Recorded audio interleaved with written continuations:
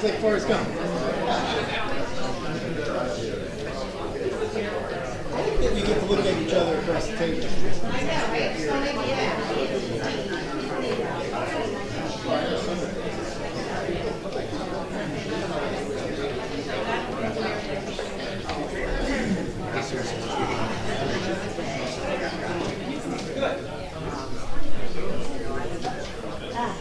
Thank you so much.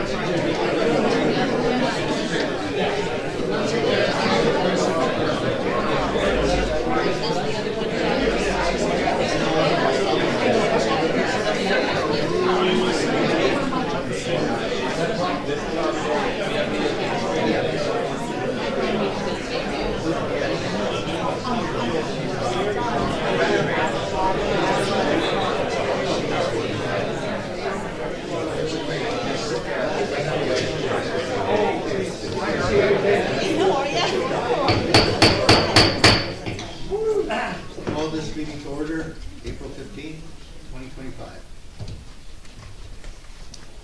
Stand for pledge of allegiance. Pledge allegiance to the flag of the United States of America and to the republic for which it stands, one nation, under God, indivisible, with liberty and justice for all. I wish to announce that the 48-hour notice is required under the Open Public Meetings Act. It was emailed to the Asbury Park Press, the Co-Star, and the New Co-Star on December the 19th of 2024. That a copy has been placed on the bulletin board in the Borough office and that a copy has been filed with the Borough Clerk. As a courtesy to the public, this meeting may be attended via Zoom. If for any reason Zoom fails or is disconnected, the in-person meeting will continue without interruption, and action can and will be taken, providing that there is an in-person quorum. Ms. DeNoble excused. Ms. Actually, Greenblatt? she's still listening. Oh, is she here? Oh, sorry. Hey, Jane. Okay, she's here. Ms. Greenblatt? Here. Mr. Nowicki? Here. Mr. Weber? Here. Mayor Gubitosi? Here. And I'll recognize Councilwoman Greenblatt. Okay, thank you, Mayor Gubitosi. I would like to request that we move item number 6, presentations and bids, as well as item number 10, communication, the Arts Council appointments, to this point in the agenda. Second. Ms. DeNoble? Yes. Ms. Greenblatt? Yes. Mr. Nowicki? Yes. Mr. Weber? Yes. Mayor Gubitosi? Yes. So now having moved presentations, by the way, welcome everybody. I see we have a standing room only group, and it's great to see everyone here. We'll try to move through the agenda as quickly as we can. To that point, we're going to discuss presentations and bids. And the first one on our list we're going to save for last. So we're moving to the Arbor Day proclamation. Council President DeNoble, do you have a copy of that? I'm just trying to pull it up now, but can you do another one first, and I'll do that one next? We can, and if you don't have it, Mr. Weber, Councilman Weber has a copy as well. Oh, that would be wonderful. Yes, that would be very appropriate. Thank you, Councilman Weber. So what should we do? If you would do Arbor Day. First guy always does that for me. Okay. Give me a proclamation about recognizing Arbor Day. Whereas in 1872, the Nebraska Board of Agriculture established a special day to be set aside for the planting of trees, and whereas this holiday called Arbor Day was first observed with the planting of more than 1 million trees in Nebraska, and whereas Arbor Day is now observed throughout the nation and the world, and whereas trees can be a solution to combating climate change by reducing the erosion of our precious topsoil by wind and water, cutting heating and cooling costs, moderating the temperature, cleaning the air, producing life-giving oxygen, and providing habitat for wildlife. And whereas trees are a renewable resource, giving us paper, wood for our homes, fuel for our fires, and countless other wood products. And whereas trees in our city increase property values, enhance the economic vitality of business areas, and beautify our communities. Now therefore be it resolved, the mayor and Borough of Bradley Beach does hereby proclaim April 25th, 2025 as Arbor Day in the Borough of Bradley Beach, and urge all citizens to celebrate Arbor Day and to support efforts to protect our trees and woodlands. Be it further resolved, the mayor urges all citizens to plant trees to gladden the heart and promote the well-being of this and future generations. Dated April 15th, 2025. Thank you, Councilman. While you're on hold, would you mind taking our Administrative Professionals Day proclamation? Sure thing. Borough of Bradley Beach Proclamation Administrative Professionals Day. Whereas administrative professionals, including administrative assistants, office assistants, receptionists, building clerks, finance specialists, deputy clerks, and other administrative support staff make up one of the largest segments of the labor force in America. And whereas administrative professionals play an essential role in coordinating the office operation of businesses, government agencies, educational institutions, and other organizations. And whereas the work of administrative professionals today requires advanced knowledge and expertise in communications, computer software, office technology, project management, organization, customer service, and other vital office management responsibilities. And whereas Administrative Professionals Day is observed annually in workplaces around the world to recognize the important contributions of administrative staff. And whereas we recognize the importance and contributions of highly skilled administrative professionals to the success of office operations, now therefore be it resolved, the governing body of the Borough of Bradley Beach do hereby recognize April 23rd, so not yet, it's coming up, as Administrative Professionals Day, and do hereby recognize and appreciate these administrative professionals and their valuable contributions to the workplace and support their continued professional growth. Dated this 15th day of April 2025. Thank you, Office Professionals. Thank you, Councilman. Let me turn to Councilman Nowicki to read our National Volunteer Week proclamation.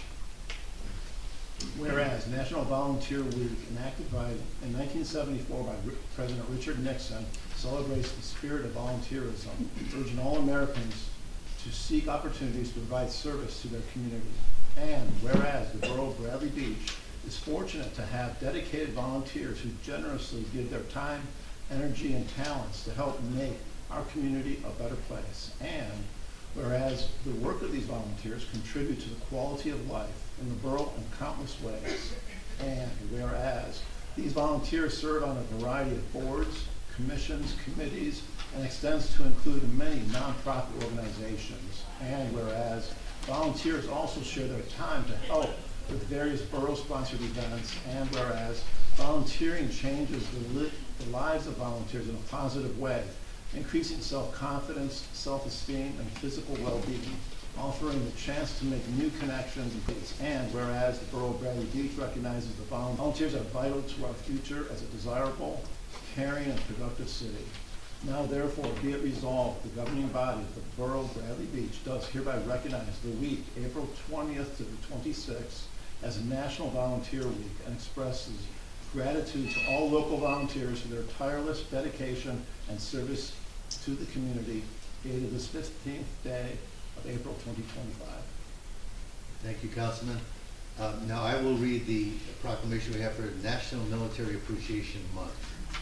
And specifically, whereas in 1999, Senator John McCain introduced legislation to designate the month of May as National Military Appreciation Month, and both the Senate and House of Representatives adopted resolutions calling for Americans to recognize and honor U.S. service members.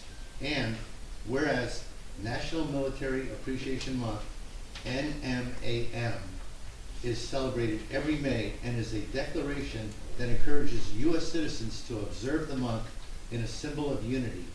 And whereas NMAM honors the current and former members of the U.S. Armed Forces, including those who have died in pursuit of freedom.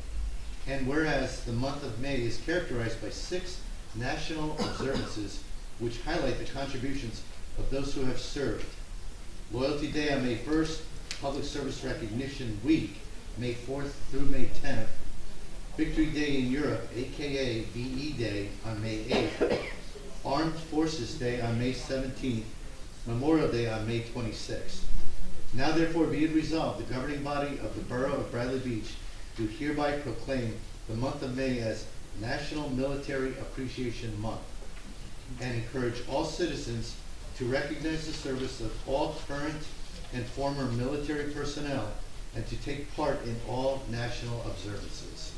Dated April 15, 2025. We have one more proclamation. I'd like to turn to Councilwoman Greenblatt. Great, so do we, I'm just wondering, do we want to? We can do this one of two ways. We have a very exciting announcement to make in general tonight, and that is that, as many people know, we lost a really powerful force in the world of arts in Bradley Beach last year, Julia Sandra Wren. And with her loss, we were concerned that we might lose the Arts Council, which has been an integral part of our community for many years under Julia's leadership. And I want to make sure I give full credit to Councilwoman Greenblatt, sitting to my immediate right, for her efforts to help resurrect that Arts Council that was starting to disintegrate a little bit under Julia. So what we are going to do tonight is read a proclamation recognizing the Arts Council and renaming of the Arts Council, as well as I, as mayor, am going to be appointing a number of members to our re-energized Arts Council. I'm going to read the name of those appointments now, and perhaps if you all wouldn't mind, as I read your name, if you're here, if you wouldn't mind just coming up to the front of the room and, you know, take a very brief bow, but stay here while we read the actual proclamation for Julia Rand.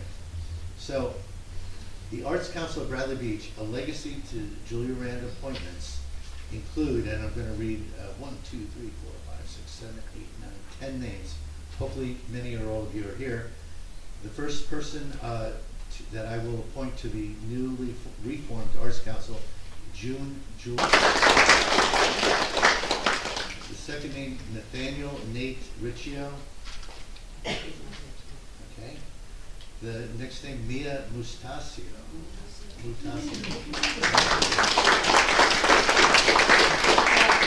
Purple eye because I had an accident. Excuse my purple eye, but I'm on the mend. And a fracture. The next name that we will appoint, Gwen Rosenblatt. Is Gwen with us tonight? She's here. She's coming.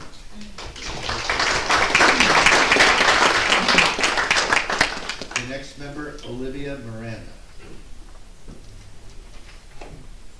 Is Olivia with us? Okay. The next name, Jordan Hamway. He can't make it. The next name, Lori Crime.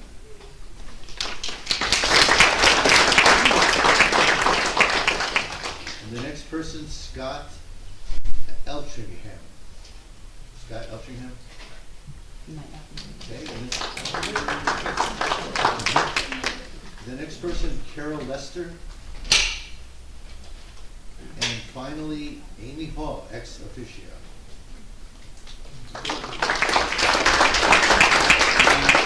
Councilwoman Greenblatt, I'll turn it over to you. Great. And I'd also like to, would you like to come up? Okay, so we have asked Julia Rand's partner in life, Jackie Schneider, who's been a part of the Arts Council, despite her best efforts, since its inception. So, and I want to thank you all very much. It's nice to meet some of you. So this is a proclamation to rename the Arts Committee to the Arts Council of Bradley Beach, a legacy to Julia Sandra Rand. Whereas on behalf of the Borough of Bradley Beach, the Mayor and Council wish to rename the Arts Council of Bradley Beach in honor of Ms. Julia Sandra Rand. And whereas Ms. Rand passed away on June 21st, 2024, she was a respected resident of Bradley Beach who demonstrated her commitment to our community with her theatrical and directorial expertise and shared her love of performing arts with the borough. And whereas Ms. Rand attended Boston University, majoring in theater and directing before moving to New York City to pursue her dream. Julia's training included studies with Uta Hagen at HB Studio, the Royal Shakespeare Company, and the American Globe Theater in New York City. She was an actress, a director of theater and opera, a playwright, a producer, an artist manager, and whereas later in her life, Ms. Rand returned to her field of study and graduated from Marymount Manhattan College, where she earned her Bachelor of Arts degree in theater, and then a Master of Arts degree in English from Monmouth University. And whereas in 2012, the late Julie Schreck and former mayor of Bradley Beach wanted to bring the arts to the community. Learning that Julia was living in Bradley Beach, she asked her to start an arts council. Reluctant at first, Julia agreed as long as she could produce Shakespeare at the gazebo on the boardwalk in the summer, which she did. And whereas the Arts Council also produced and presented ethnic festivals, art exhibits, photography contests for young people, and concerts featuring classical and musical theater singers. Now therefore be it resolved, in recognition of the many contributions of Julia Sandra Rand to our community, the governing body of the Borough of Bradley Beach do hereby rename the Borough of Bradley Arts Council to the Arts Council of Bradley Beach, a legacy of Julia Sandra Rand. It is with deep appreciation that this honor is bestowed and a continued community effort to carry on the celebration of arts in the Borough of Bradley Beach. Dated this 15th day of April 2025. Thank you.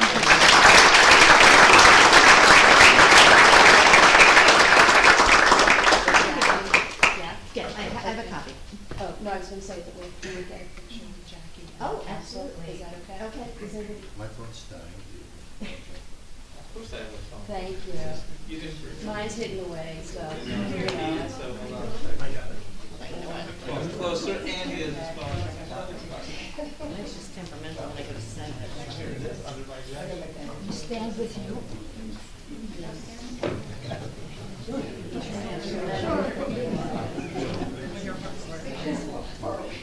So the tough picture is the art council, so we have to be judged.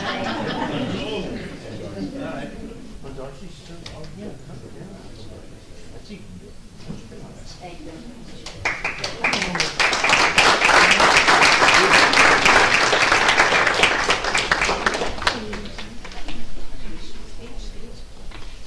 Yes, I'll say a few words. I'd like to say a few words. Okay, thank you. I know that Julia would be very honored because she was very proud of being here in Bradley.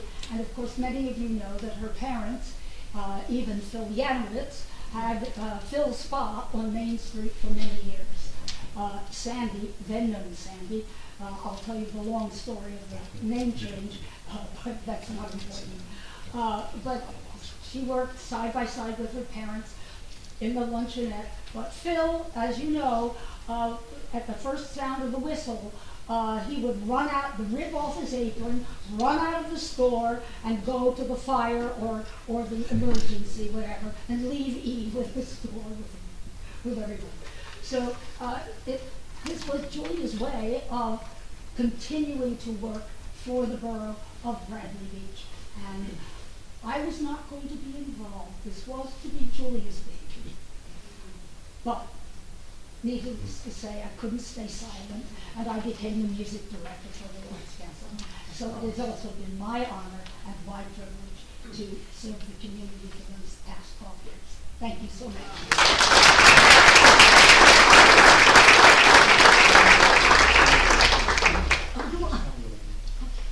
Okay, once again, to everyone who volunteered to take up the torch and carry on the Bradley Beach tradition of having a really powerful arts council. And thank you for all of the support you've provided us all these years.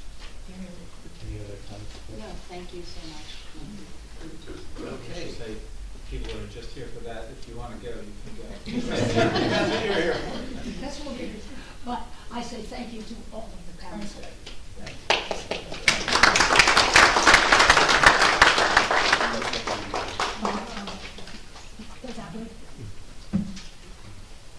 Okay, and again, we did go a little out of order just to accommodate our guests here tonight who are now forming this new Arts Council. We're going to go to what's probably the main event for the evening, is workshops focused on Bradley Beach financials. And our one and only CFO, John Barrett, is going to present workshops on a number of issues for us. Obviously, lastly, the 2025 budget most importantly, but also results from the 23 audit, corrective action report, and our 24 annual financial statement.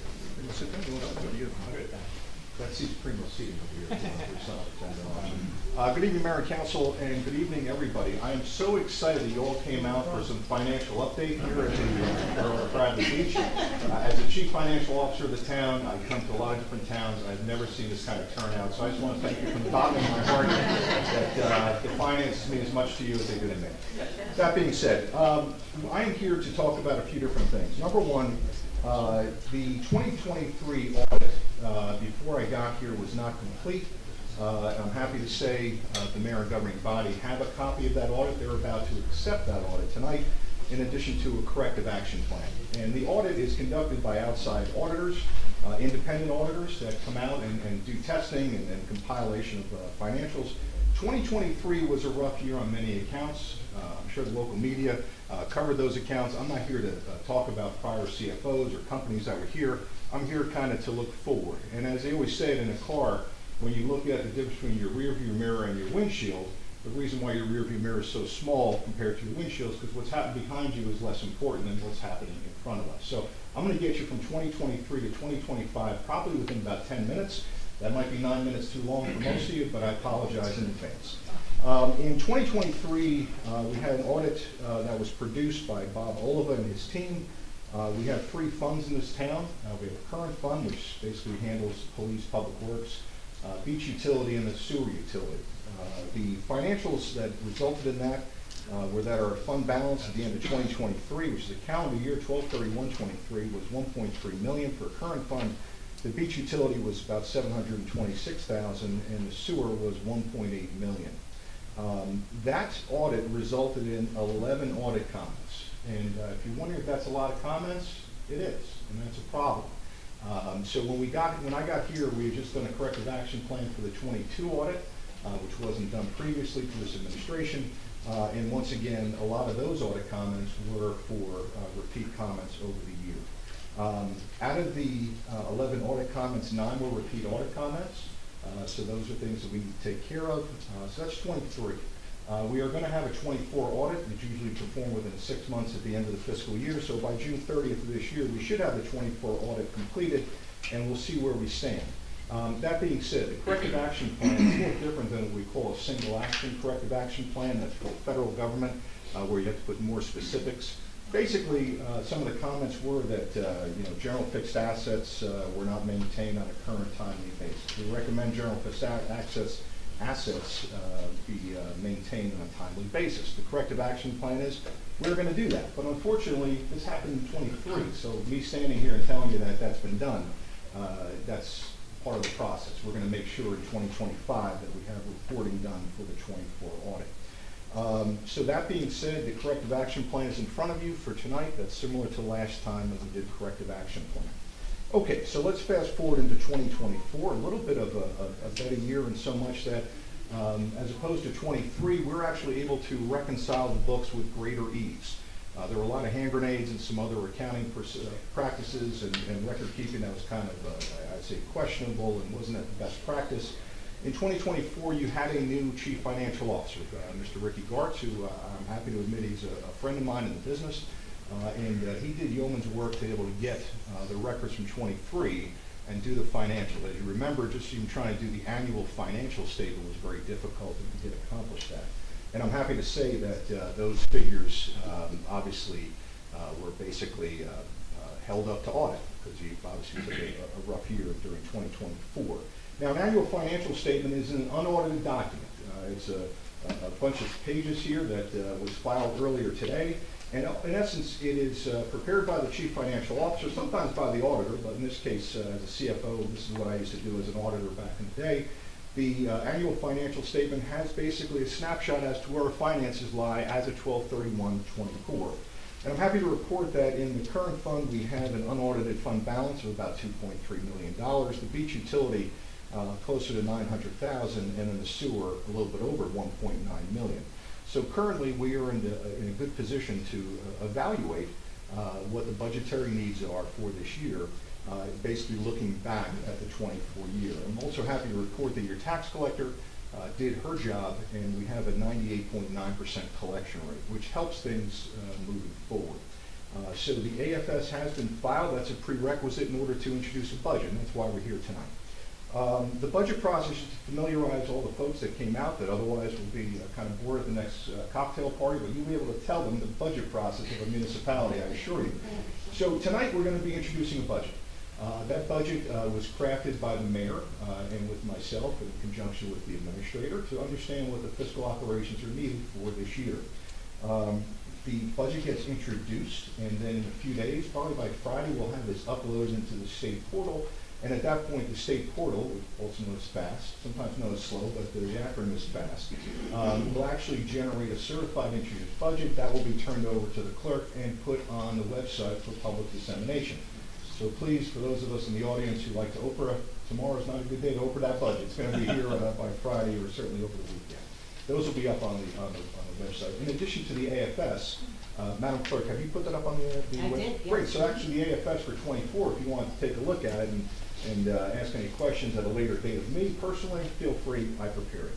And that being said, our public hearing, based on some scheduling issues with my schedule and obviously the governing body, the public hearing on this will be on 6/5, June 5th at 6:30 p.m. Now, at that point, any members of the public can come up and talk about things. I went to a school board meeting one time where someone talked and spoke about budget, staples on a bills list. And they said, I can't believe we buy $5,000 worth of staples every bills list. And I said, that's Staples, the company. That being said, sometimes municipal budgets are sometimes hard to do. Having done this, I'm 55, since I've been 27, it comes naturally to me, but it's a language that's not always recognized. And therefore, I offered this to the mayor and the administrator. They took me up on it, that on May 15th at 6:30 in this room, I will be doing a public information session. That's not an official meeting of the governing body. That's John Barrett showing up as your chief financial officer and basically going through the budget document page by page. I remember those Bit of Honey commercials, any last requests, and they go page and the shooting, everybody would fall asleep. You might fall asleep, but if you're interested in the municipal budget, I would invite you to come out at that time to go through it. And I think it's very important because I guess in the prior years, having read some newspaper reports and news media, there was a problem with the budget getting done in this town. So I don't want to see any of the governing body fined by the Division of Local Governmental Services. This should not be a contentious debate. This is simply a spending plan. It's subject to change. It's subject to the initiatives of the mayor and governing body.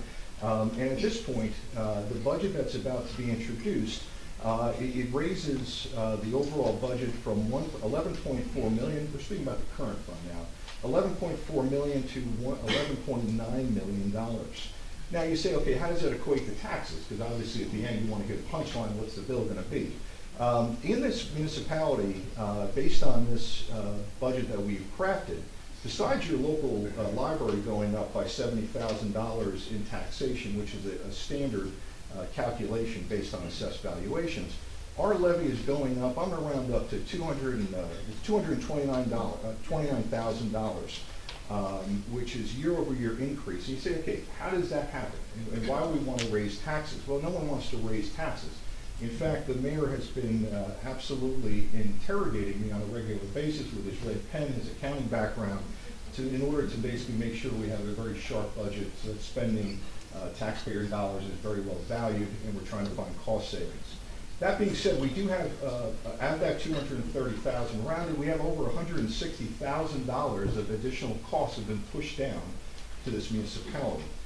$44,000 in health insurance costs for the workers, which is somewhat conservative because the state health benefits has announced a 14% increase year over year, both for the cost of the employees and the taxpayers. And next year they're expecting double-digit increases. So that's obviously a pressure with regard to health insurance. Pensions, $88,000. Public employee retirement system and police and fire retirement system, that gave us $88,000. Some additions in capital improvements. We do have a we do have a leaking roof that we want to make sure we include here. That's $12,000 more. And then our regular debt service, something like we would know as homeowners, your principal and interest payments for debt incurred for the current fund. And that basically is paying back infrastructure improvements, roads, and other things of that nature. Now, with the strong collection rate of 98.9% last year, we can use that as a percentage to calculate the reserve fund collected taxes. Another drinking game mentioned, if you do want to use that term, if you ever hear that drinking at a party, please make sure you drink accordingly. Reserve fund collected taxes basically is that percentage of the appropriation that says, look, we're not going to collect 100% of the taxes, but the county and the school want 100% of their levy. So the good news is, with this high collection rate, our reserve fund collected taxes is stable year over year, which is awesome. Now, with regard to the sewer utility, it's basically flat year over year. There's no demand for increasing sewer rates and the like. We've been able to find the revenue with regard to the usage and make sure that our debt service, pensions, and other costs are associated with that, including salaries and wages and other expense. Now, with regard to the beach utility, that is going to be something that when you look at this, you're going to say, hey, listen, we increased, or part of the revenue structure is not just usage of fees, but the appropriation of fund balance. In the old accounting world of assets minus liabilities equals fund balance, if a publicly traded company, assets minus liabilities equals stockholders' equity, that is your fund balance as taxpayers. And it's up to the governing body and, of course, the administration to determine how they're going to utilize that while maintaining fund balance targets year over year. This year, the governing body, in anticipation of doing the beach season opening, they passed a resolution to appropriate $225,000 worth of capital improvements. And those were for things like beach mats and showers and other things that were important to the mayor and the governing body to make sure that those were in place before Memorial Day. And I'm happy to report that those are moving forward, making progress. So just to also touch some things if people ask some questions. And of course, with the beach utility, if I could clear up, there's no increase in the beach fees from what I know about, right? We're good on those? All right, I'm making a blind comment. I didn't check. Yes. All right, good. Slight $5 increase on lockers. Okay, lockers we'll take because lockers are in demand, and once again, immaterial to the greater budget, but we need to obviously maintain those. When we look at what 1 penny in taxation raises, it equates to $243,000 in spending. Last year, that would have been $225,000 because you've had an increase in your rateable base. The net valuation taxable includes all of the properties that are taxable. Municipal buildings wouldn't be, but clearly businesses, residences, and other things of that nature would be. So we've had an increase in our valuation. Now, the 2% levy cap, which was passed by Governor Christie, back I think in 2010, he had that said that the soundbite that taxes couldn't raise more than 2% year over year. And there's also exclusions to that happen to include, as I said, what I mentioned before with health insurance, pensions, capital improvements, and things of that nature. So I'd just like to caution the residents, obviously the governing body knows this, that we try to keep our taxes flat year over year, but these downward pressures on spending certainly do have their effect on the overall spending. So the real question comes down to how do you explain to residents in Bradley Beach basically where their taxes are going? So I'm going to kind of give you something that, as far as a worksheet now. We at the municipality, we do not calculate the tax rate. We are in control of the local levy, which is what we're going to be eventually voting for, and they will levy taxes and be collected. But we actually, as a collection agency for the county and obviously the school, and in some ways the library through their municipal minimum tax. When we have an average assessment, just for round numbers, and it will be contained in this budget document once we post it on the website. So I'm kind of pointing here, but I'm sure you're not all here for this moment, but this is the grand finale, so get ready. I said 9 minutes, maybe 10, okay? But when we look at a property which has $1 million average assessment, and we have to take something into consideration. If your assessment was the same in 24 as it is in 25, then your local purpose tax would actually go down by over $175. That's the portion that they have control over. Now, if your assessment went from $950 to $1 million, obviously that would be a little bit different.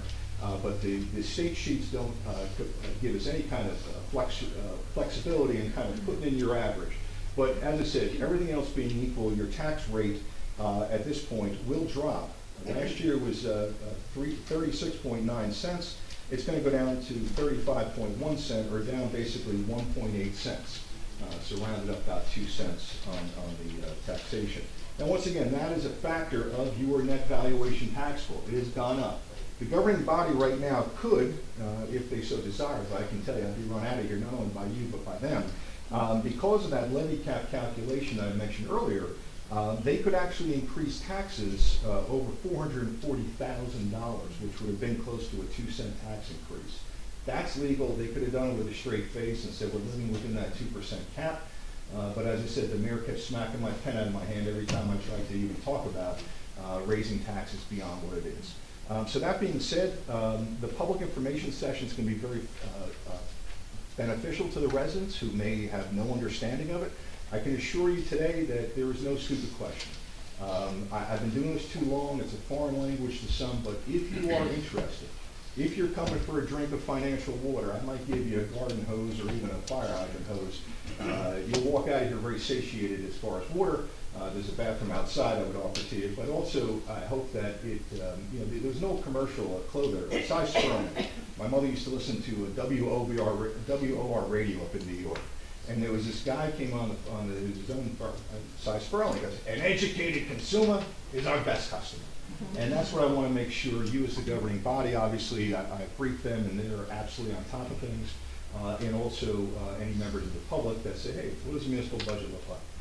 So that being said, there is no public comment associated with an introduction of the budget that you'll do today. But certainly for any of the other topics, if there's anything the governing body would like to ask, I'll be happy to answer that for you. Yeah, I'm going to open it up to the council in a second. I want to provide one more second or two of overview. We are getting a late start on the budget process this year, largely driven by the fact we spent the first couple of months resolving a union contract that was unresolved for 2 years. We needed to know what the new salaries would be that we would be paying the union employees before we could reasonably set a 2025 budget. So I think the great news from the governing body standpoint is we were able to resolve the union contract. We do have the financial implications for that, which did result in increased salaries, especially because, keep in mind, we were going back, salaries were largely frozen since 2022. So when we look at salaries that are going to impact our budget in 25, there's a significant bump, 8 to 10% depending on who and where. And if you thought of that over 1 year, you'd say, wow, that's a lot. But when it's over 3 years, it rounds out to roughly 3% per year.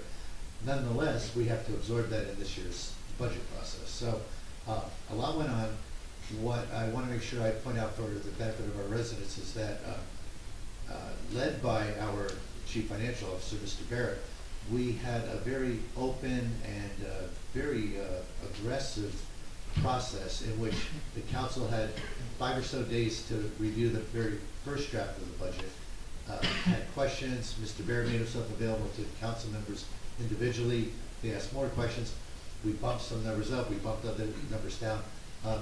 John, I know we're not going to open it, the budget to questions, but you mentioned a number of things about taxes. You didn't actually say our estimated percentage levy increase. Are you able to share that with the public? Yeah, actually, the levy percentage, we have at 2.75%. That's basically obviously this document, just a dovetail off that would indicate that the percentage decrease was 4.82, but you made a certain point to say that we need to take into consideration that people's assessments went up. And in the state of New Jersey, it's an ad valorem tax. It's at the value of your property, so it's per $100. So if you took your assessment of $1 million, divided it by 100, times it by the 0.351, which is our estimated new tax rate, that would come up with your local portion of the municipal tax bill. And one other comment I make generally is when we talk about this, when we talk about a 2.7% or whatever that was, municipal tax increase, when you're paying your real estate taxes on your property, roughly the municipal number we're talking about, the tax levy, is roughly 40% of your total tax bill. There's another roughly 20% tied to county, and there's another roughly 30-some-odd% tied to school, and there's a little chunk in there tied to the library as well. But what we control as in terms of setting your taxes is roughly 40% of your total tax bill. So that number should increase, that portion of your total should increase about 2.76% or so. So with that said, as an overview, any questions or comments from the council? I'll just say, I drank from the fire hose the other day. I apologize. Sat down and worked, and went through line by line, and a very thorough job, and I appreciate the time and the transparency and education that I received, and I would urge anybody who has that interest to come to the meeting and meet with John for a more detailed understanding, because it is enlightening, and to really understand the numbers and how they work, and what does it really mean, to your pocketbook and to the borough.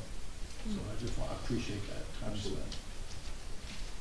Comments or questions? Yeah, I just want to thank you for that May 15th session coming up, and I want to know if your hands hurt from the mayor keeps smacking in the pencil. I can assure you I've threatened to quit a few times, but he coaxed me back into the room. So it was not easy. I've worked with a lot of mayors. It's always a positive when they have an accounting background and also they care about the community as much as he does. So as a CEO, it's been a pleasure to work with you, Mr. Mayor.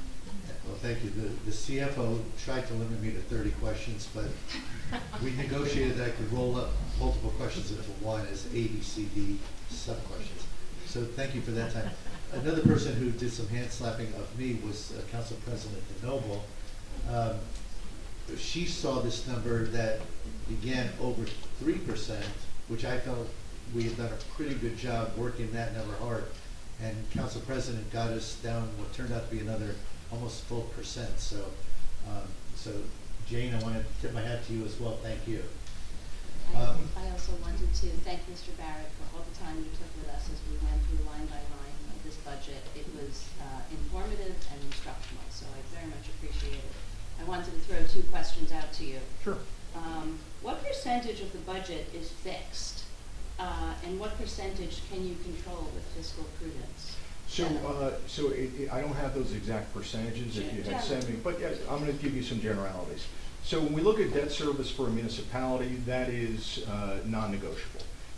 We are paying back debt that was purchased or issued, I should say, in prior years for prior capital improvements. So debt service is one of them. One of the bigger part of your budget happens to be with regard to your pension obligations. And just to give the folks a little bit of a background on that, and certainly not to single out the police chief who happens to be sitting over there, but once again, the pension system that he is in compared to, say, our administrator, his is the police and fire, so that's always a large number. In the current fund budget, it's $810,000, and for the allocation for the public employees, that would be $218,000, almost $220,000. Some of the things that are certainly union contracts would not be discretionary. It's not that we're going to buy a pen or lose a, buy a pencil. So ultimately, your union contracts, which are covered basically with independent contracts, individual I should say, and the bargaining units, pretty much every employee is covered. So those are set out for the next few years. With regard to maintenance agreements, sometimes our departments, for instance, Edmunds is our financial software. They charge us a fee every year. That's not going to be something I'm going to say, hey, listen, we're not paying that this year.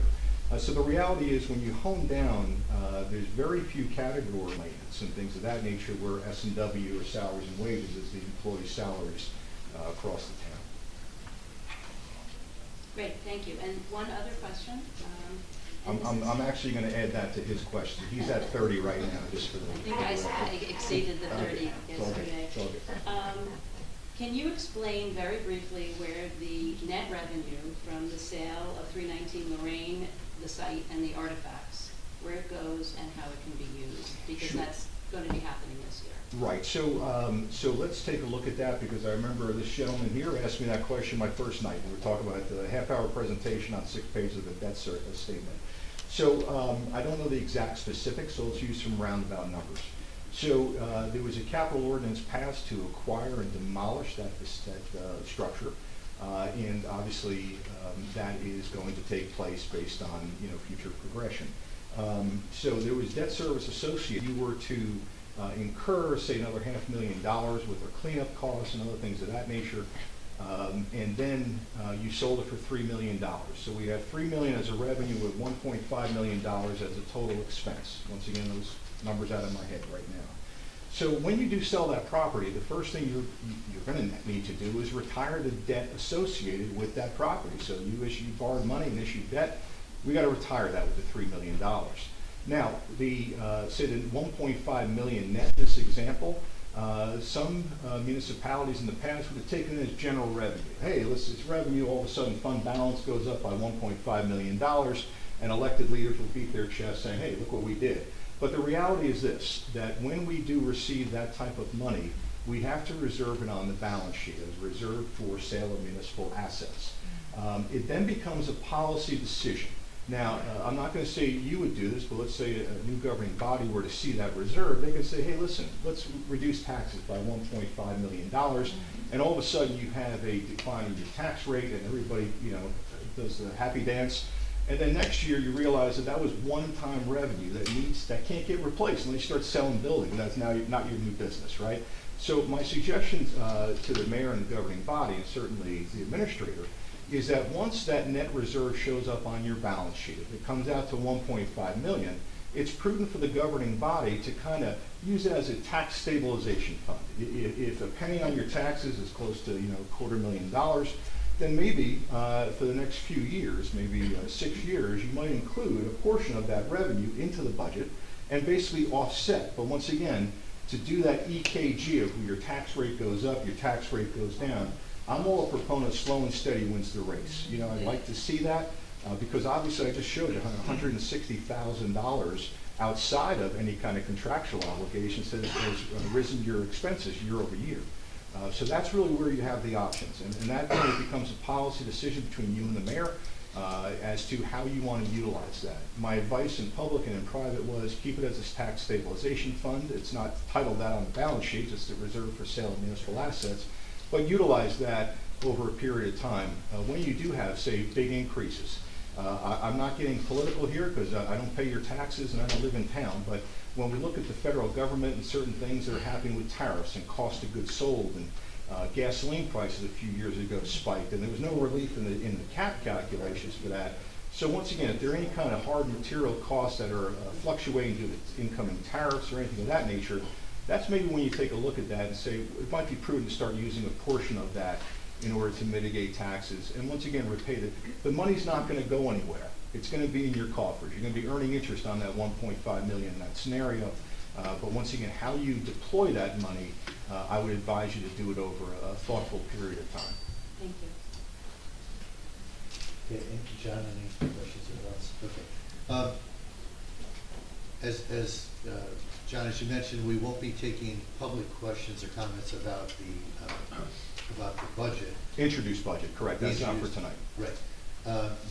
But there will be an opportunity to ask questions about the other comments, the audit and the AFS. Yeah, absolutely. In 2 minutes. Yeah. So with that said, we'll move to following item 5, the workshops. We have an item, resolution 2025. I'll make a motion dash 141. I'll make a motion that we approve resolution 2025-141, the introduction of the 2025 municipal budget to be read by title only. Second. Mr. Noble? Yes. Ms. Greenblatt? Yes. Mr. Nowicki? Yes. Mr. Weber? Yes. Mayor Gubitosi? Yes. Item 7 on the agenda, approval of the minutes. I'll make a motion that we approve the April 1st, 2025 council business meeting minutes. Second. Mr. Noble? I'll abstain since I wasn't at the meeting last time. Ms. Greenblatt? Yes. Mr. Nowicki? Yes. Mr. Weber? Yes. Mayor Gubitosi? Yes. We are now at item 8 on the agenda, public comments. So we'll open it up to the public for any questions you have or comments you have related to any items on tonight's agenda, Would that be the workshop too? Would that? including the workshop. I Yeah. did not. Brigitte?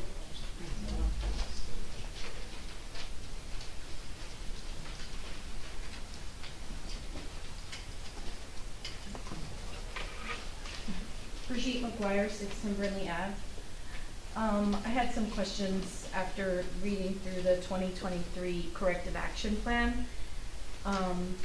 And first I'll start with the comment.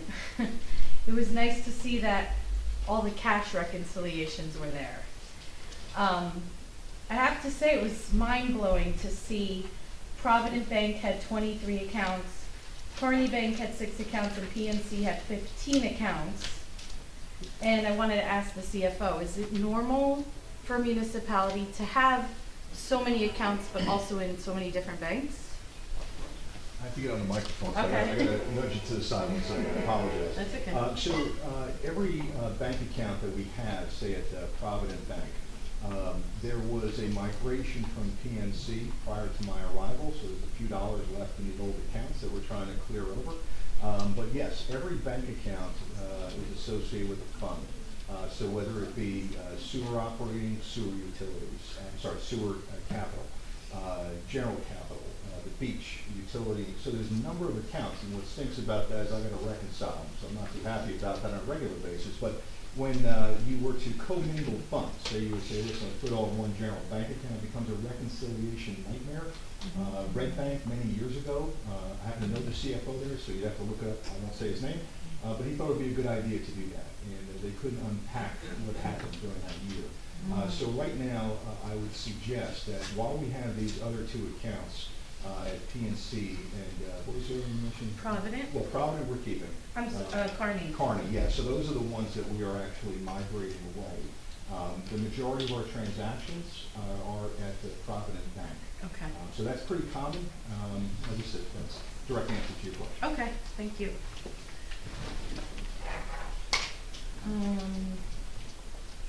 With all the different trusts, is that something that I, as a resident, can request statements of for like the last couple of years? That would be, in essence, an answer for the clerk to answer as part of Oprah.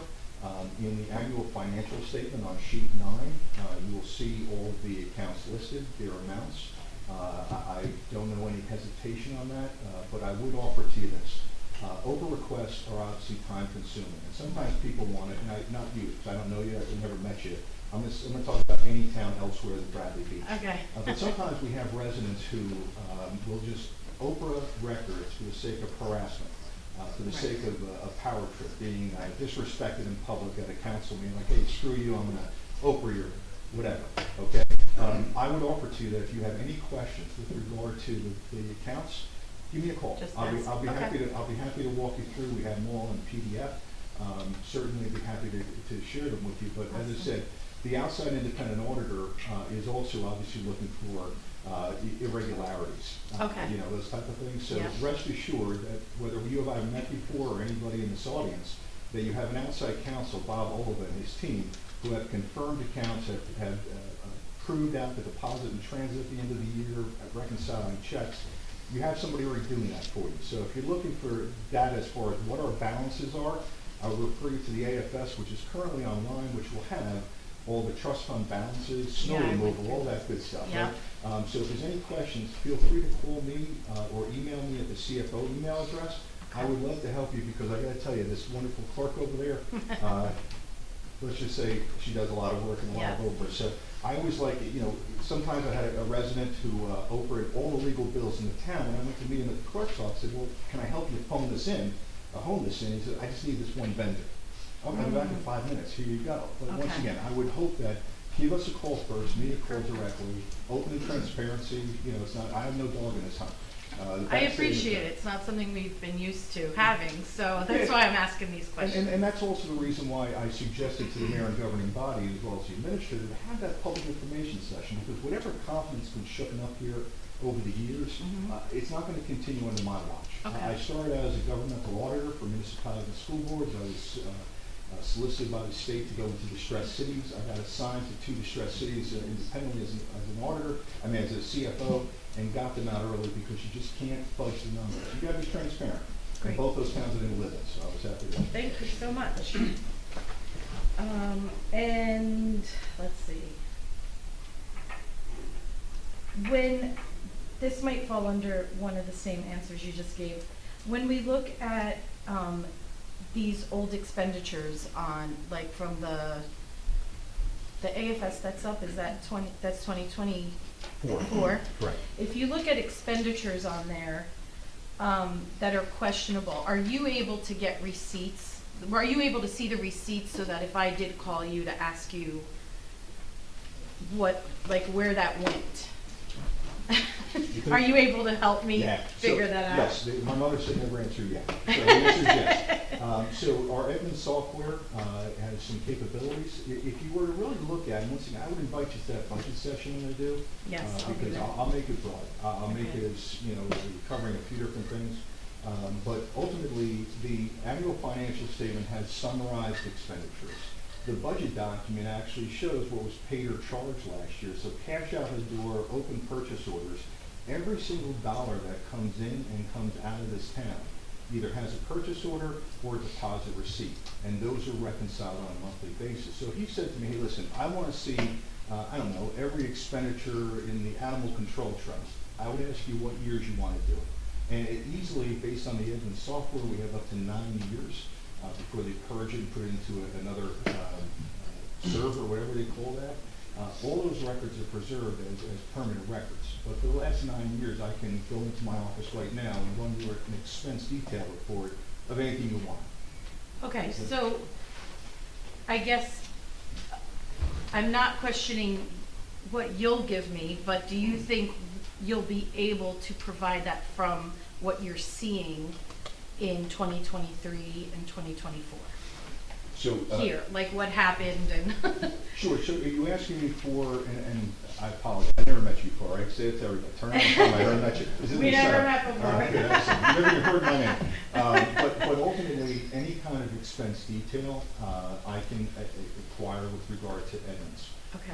Now, as far as going back, as I mentioned at the beginning, that the rear view mirror is a lot smaller because of what happened behind Sure. us. I'm not here to relitigate whatever's happened. I'm here to look Right. forward. But certainly at any point in time for the last 9 years, and certainly audits going back to the incorporation of this town, that you would have some information that you'd be able to pull out and do whatever you want with it. But as I said, call me first because I don't want you hitting Erica with all these upward requests. Yeah, that's no problem. I'm really happy to help you. And once again, hone in. If you're looking for something, I can help you get to where you need. As Okay. opposed to taking a shotgun, we can take a sniper rifle and hit whatever information Awesome. you need, okay? Thank you so much. I really appreciate it. Are there other questions in the room? Show of hands. I see Herb Kenny. Herb, are you there? I am. Can you hear me? Yes, sir. I have just one quick question, and it's a little bit of a question, but it's more of a recommendation. The people who know me have been pretty outspoken the last couple of years of how the state of New Jersey is so lenient on to allowing a 2023 audit to be released in 2025, and then look at corrective actions that never get finished. I would strongly recommend, Mayor, that the council and Mr. Barrett create actually an action plan of how you're going to address the corrective actions. The state, accepts such a ridiculous response from towns basically saying, okay, you need to do this, and your corrective action is, okay, we will do it. But there's never anybody assigned to do that job, put a date on when it will be completed, or say what they're going to do to complete it. I really think, this town has gone through, with Mayor Fox, no action on any of these corrective actions. But it would be great if Mr. Barrett and the council and the mayor can put together an action plan and actually update us that you're actually completing these plans. It just seems every year the list, just continues to grow and nothing done from the prior years. So I just think it would be great if, you could update the town that you've actually checked this off instead of, just sending back some dubious response that we're going to do it. That's just my recommendation. If I could, Mayor, I agree with the caller or the person on Zoom. It is frivolous. It is, hey, we're going to do it. We suggest this. But the reality at this point is I'm more concerned about the audit of 24 to be presented to you, the governing body, during the summer so we can see what happened during 24. Because ultimately, I have a prior CFO who was here who obviously was a former municipal auditor, registered municipal accountant, and would have taken consideration as to the audit comments. Now, he was not here to receive the 23 audit comments, and right now the focus really has to be on what the results of operations were for '24, what things were not covered, and what things that will become comments or management letter comments to us at the municipality. And I assure you that I took over Hamilton Township many years ago. They had a $79,000 fund balance. Over years, I turned it to $10 million. And I also inherited over 55 audit comments, and the audit was 2 years late. We got that down to 0 audit comments. That's what I like to do. There's very few things I get more enjoyment about but clean audits. Don't tell my wife that. I understand that, but, you know, every year we hear that response. Well, you heard it for the first time from me tonight. We don't want to go backwards, you know, we want to worry about going forward. So I understand your rear view mirror comment, but, you know, sometimes we just never get out of the rear view mirror. So I appreciate your visibility and your time. It's a lot more than we've had in the last 3 years. Thank you. And Mr. Kenny, as you know, I am myself an auditor by training many years ago. I 100% agree with you. Part of our challenge as a municipality has been just catching up. The audits the last 2 years, 2022 and 2023, were so late in arrival that by the time we received them, we were already beyond the period that we could take corrective action. As Mr. Barrett said, we are anxiously awaiting the 2024 audit, which should arrive June 30, 25. It should be completed, sir. I'm sorry to interrupt. It should be completed within 6 months. They've extended that to August.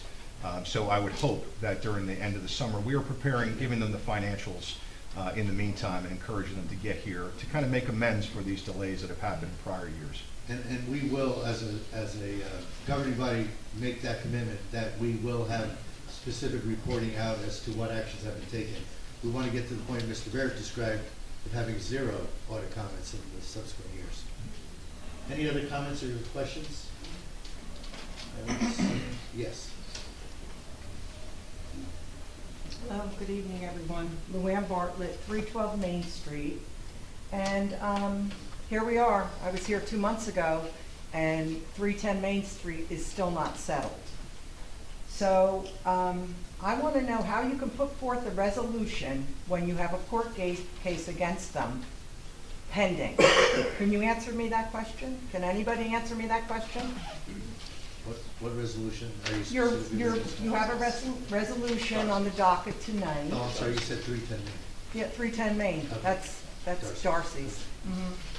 So I have no problem with, well, I do have a problem. I have a problem that shell is still up, those outdoor buildings are still there, and I don't understand why.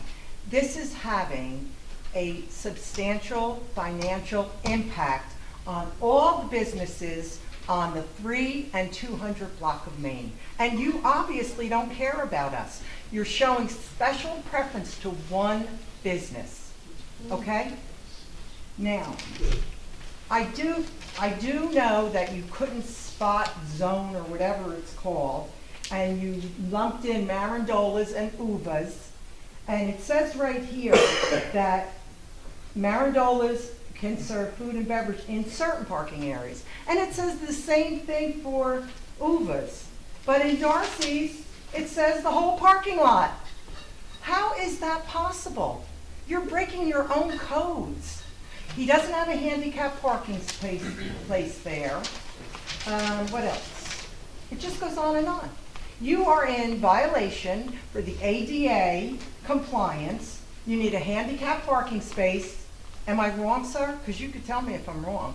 Maybe I got wrong information from the ADA. Well, I think they're only, just to help you understand the process tonight, when you say, we are in violation, or we are responding to an application that's been made by each of these businesses as to whether or not we are willing to create a special event that enables them to get to the land use board. Sir, that has been up there for 5 years now. It started for COVID, and then no one all winter. We could have had parking all winter. Why do you allow it to stay up all winter when it's not in use? I don't understand for the life of me. Please explain it to me, Mr. Mayor. I don't know.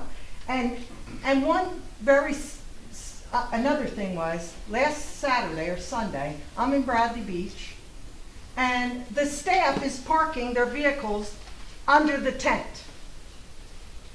Parking is horrendous in Bradley Beach, you know that.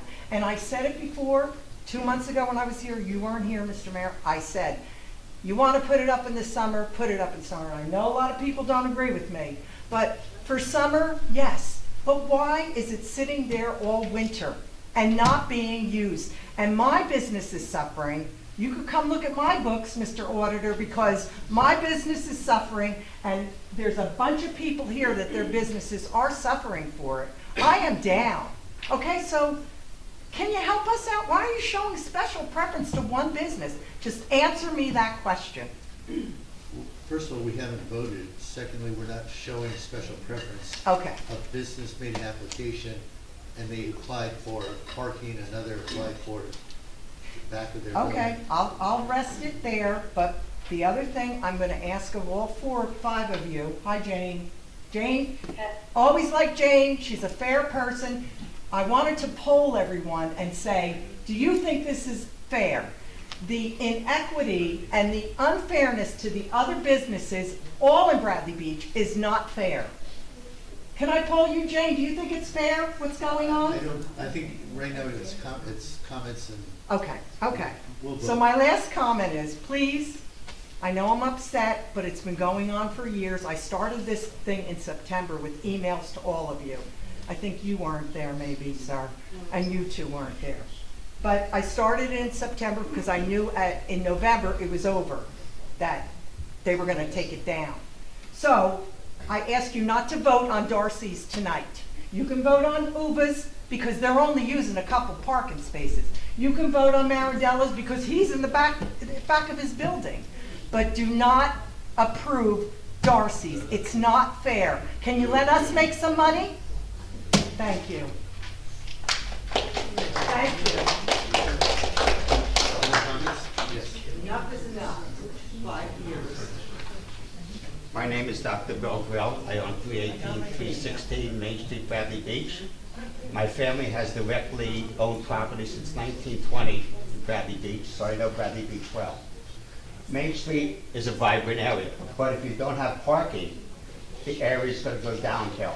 Asbury, people don't even go to Asbury sometimes unless they live in the town because parking's horrendous. Normally, the state has said, okay, 75% of the outdoor space, if you have parking, should go to you need 75%. The rest of it, you got to use a parking space. You should have a handicap spot. Darcy's has none of that. Bradley Beach asked Darcy's nicely, please take down the stuff during the winter because it's not being used. But for some reason, they don't want to spend a nickel on making the neighbors happy and taking it down. So our business are hurt. My tenants hate the parking there. It's hard. When I have a rental coming up, they go, where's your place? Oh, it's there? Oh, parking sucks. So it's miserable, you know? But Bradley Beach has to say, okay, summertime is great to eat outside, but during the winter, be fair. Take the spot down. Take a few bucks. Take down the permanent structure, the fence, and the back building, and let people park during the winter. Be fair. Don't be a pig about it for a few bucks. You're making a lot of money outside. You serve good food, good drinks, but you know, you have to be fair to everybody else. Okay? That's what I'm saying. Be fair. And you're not fair. You just don't, you want to have that place 24/7, 365 days a year. And that hurts us. You know, just be a good neighbor. That's what I'm saying. And right now you're not a good neighbor. You're just being, you know, you just want all the money and you don't want to spend a little money to take down a couple little spots. That's Excuse all. me, address comments to us, not to the audience. What? You have to address us, not That was the, I faced the wrong way? Right. Sorry, I'm not used to talking to this. Okay, You did a good job. that's it. Can I just get your name again? What was that? Can I just get your name again? Dr. Bill Grill, B-I-L-G-R-I-L. Thank you. You're welcome. Are there other comments in the audience? Yes, sir. Right. Hi, Brian Downey, 619 Fourth Avenue. I'm going to reiterate some of the things that have already been said here. In January 14th, we had a meeting here, right? And it was hosted by Matt Doherty. And can you please state the topic of the discussion of that meeting? And who was here as well? There are about 12 or 13 business owners, property owners, right around Darcy's on Main Street, including yourself, property owner up the street on Ford. The topic of conversation was the parking lot at Darcy's and the fact that it was closed off. And what was the general consensus of that group of people? That Darcy's should be found in violation of existing zoning because they weren't providing any parking as they're required to in their variance. They're required to have 18 parking spaces and they were providing 0. And they were found in violation? Yes, they were issued a violation notice in January. And they still are in violation? Correct. Okay. Let's see. And it's still there, obviously. And who issued the notice of violation? Code enforcement. Okay. And so it's not necessarily these people, this is council and panel. Okay. But they're going to be the ones that decide tonight where it goes. Okay. So I guess I just wanted to clarify that for everybody in case they didn't quite pick up everything. So we established that they are in a violation. So I'm going to refer to the people that were here at that meeting as a community of people. I think that's pretty fair. And I would like to define the word community for you guys, just so you guys can wrap your head around that. And it's people with common interests living in a particular area, a group of people with common characteristics or interests living together within a larger society, and a body of persons of common and especially professional interest scattered through a larger society. And I'm going to define individual, which would be a single human being as contrasted with a social group or institution, a single organism as distinguished from a group or intended for one person. So you guys are basically making a decision on whether you're voting for the community or the individual, in my opinion. So, thank you for your time. Thank you. Are there other comments? Yes, sir. I have a comment about one of the other restaurants, and I think it makes sense for me to follow the Darcy's people. Could you state your Sorry. name? Rebecca Kaplan, 409 Grimley. But like I said, I want to talk about one of the other restaurants, so it makes sense for me to follow all the Darcy's folks. So if there were more Darcy's folks, I'd happily cede to them first. Are there other comments or questions? Okay, yes, sir. Stephen Bartlett, 312 Main Street. I work and live next door, so every day we get UPS. Every day we get customers. Parking is at a premium. I've said this many times before. It's just like you have a business with a parking lot that's not being used. That's a ripple effect on the entire town. You lose one spot, it's nuts. So to keep granting these resolutions or proposing these resolutions, it's every time it's affecting parking more and more and more. It doesn't make much sense for there to be a parking lot that's not used as a parking lot. I get like people like the bar, they like their sports ball, and soccer's great, okay, but if it's affecting other people who are completely innocent and absolved of any of the doings of the town and the wants and needs of a particular business, and that's a detriment to me, that's a problem, and the town needs to address it appropriately to where it's beneficial for everybody. It's gone on for a very long time. I get it. Whether there's outside things that have been said and discussed amongst people, I don't know. I can only presume whatever, fill in the blank. But it's gotta stop. It's like, it's kind of ridiculous.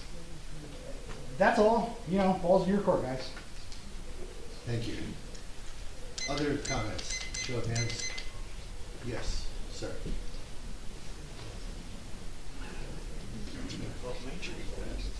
Andy Bartlett, 312 Main Street. Where is that? Now, when they got permission to put the upstairs and the open deck on, there were supposed to be 36 parking places. They had it reduced to 18. Now you're reducing it to nothing. What else? Oh, actually, if you really want to get technical, the deck was supposed to be an open air deck. Now they enclosed it for a 12-month use. That increased the parking problem. Handicap did that, you don't have that.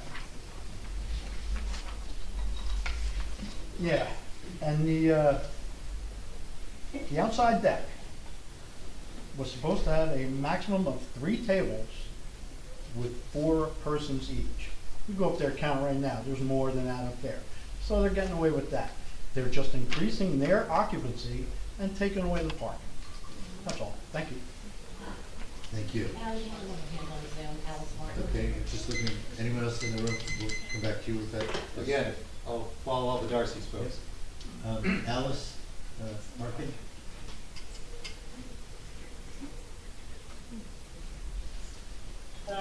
Can you hear me? Yes. Okay. I joined late, so forgive me. It's more of a question that I'm just curious about. There's a lot of restaurants in town that have no parking. How is it different? You know, and I love all the outdoor spaces, love all the restaurants. I walk to them all, so parking is not really an issue for me. But if you look at Del Ponte's, Scratch, all these other restaurants that don't have any parking, how is that any different than eliminating parking from some of the larger restaurants that have it? I mean, I do think we need more parking, but I think part of that solution is probably something like, you know, a parking lot on Memorial where some of these empty spaces are where people could just walk over. So I'm just curious, is there a reason why certain restaurants have to have parking but others don't? It's very, very specific to, please everyone, it's specific to our zoning requirements, ordinances. So for example, there are many buildings that you mentioned that have no parking and have been grandfathered to this day. As one restaurant leaves and another restaurant comes in, if they don't have parking and they're grandfathered, they don't have to provide parking. On the other hand, other buildings have had parking, and and under our ordinances are required to have parking to some degree, depending on the tables, depending on various measures. But the answer is going to vary property by property. Okay, yeah, I was just curious because it seems it's only certain restaurants that have to have the parking available. It starts out everyone has to, but then it comes down to facts and circumstances of what's available. All right, thanks. Any other comments or questions? We comment on that? I'm sorry, sir. We're trying to get limited to. Very quick. Okay, please. They just, about the restaurants, but since Darcy's taken over the restaurant, they expanded the business. So that's a big difference than having a regular restaurant with so many people. Now they expanded the business so that it takes up more parking because they have a bigger business now. Almost the size of the parking lot's like 50% more at least. Thank you. Rivette, did you want to? Yes, Rivette Kaplan, 409 Brinley. I'm here to speak in support of the Pagano's application.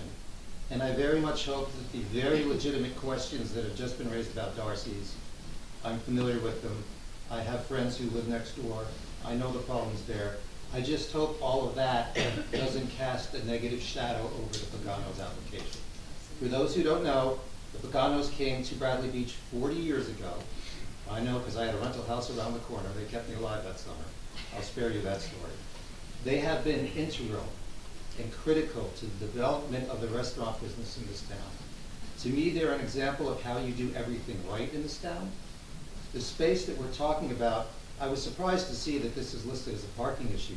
To me, the two-day tiki bar, as those of us who frequent it refer to it, it wasn't a parking issue. I didn't even know there was parking there. Apparently, it's a couple of parking spots. What it really is just a notch in the back of a building. And by the way, they own the properties on either side. It's the sort of, forgive me, not so attractive back of a restaurant that you see on an alley in many other places. On the other side of the alley is a large parking facility that I've never even seen full. There's plenty of parking there. So it's not an issue of parking. It's not an issue of noise as far as I know, because I've been in there even when they've had music, and they sat us literally next to the guy on the guitar playing some songs I liked, some songs not so much, but it was fun, it was great.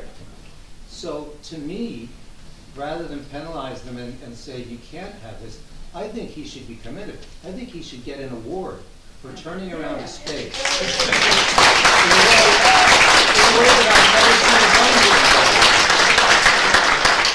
So good for Anthony and good for Mrs. Pagano, who to this day, yes, 40 years later, makes fun of me for falling asleep at 2 in the morning in her restaurant. Thank you. Thank you. Other comments, any further show of hands? Yes, sir.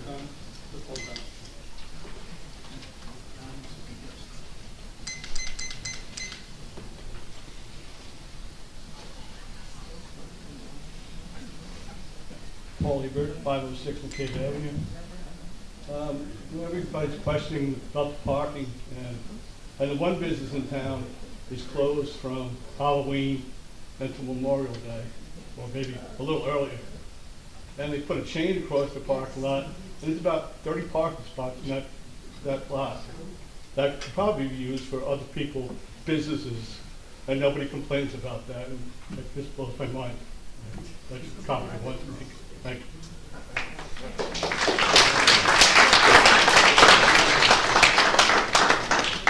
Are there any further comments before we close the public discussion? No? Okay, thank you all very much. Mayor, if I may, just on going back to our CFO's presentation on May 15th, there is a scheduling conflict. There's a land use board meeting at the same time, 6:30 on May 15th. So just so the public knows, we'll have to figure out the schedule. How's the 14th look? Matt, do you know? Sorry. Right, sorry. It's okay. 14th? 14th is open. All it competes with is the spring bocce league. I promise you I can beat the turnout for that. How about that? I don't know, that's true. 14th it is then, okay? So for the public, the 14th. And we'll obviously put it up on the website as well, publicize it, if Madam Clerk says it's good. Thank you, Matthew, for bringing that to our attention. Good, 14th it is. Okay, we will,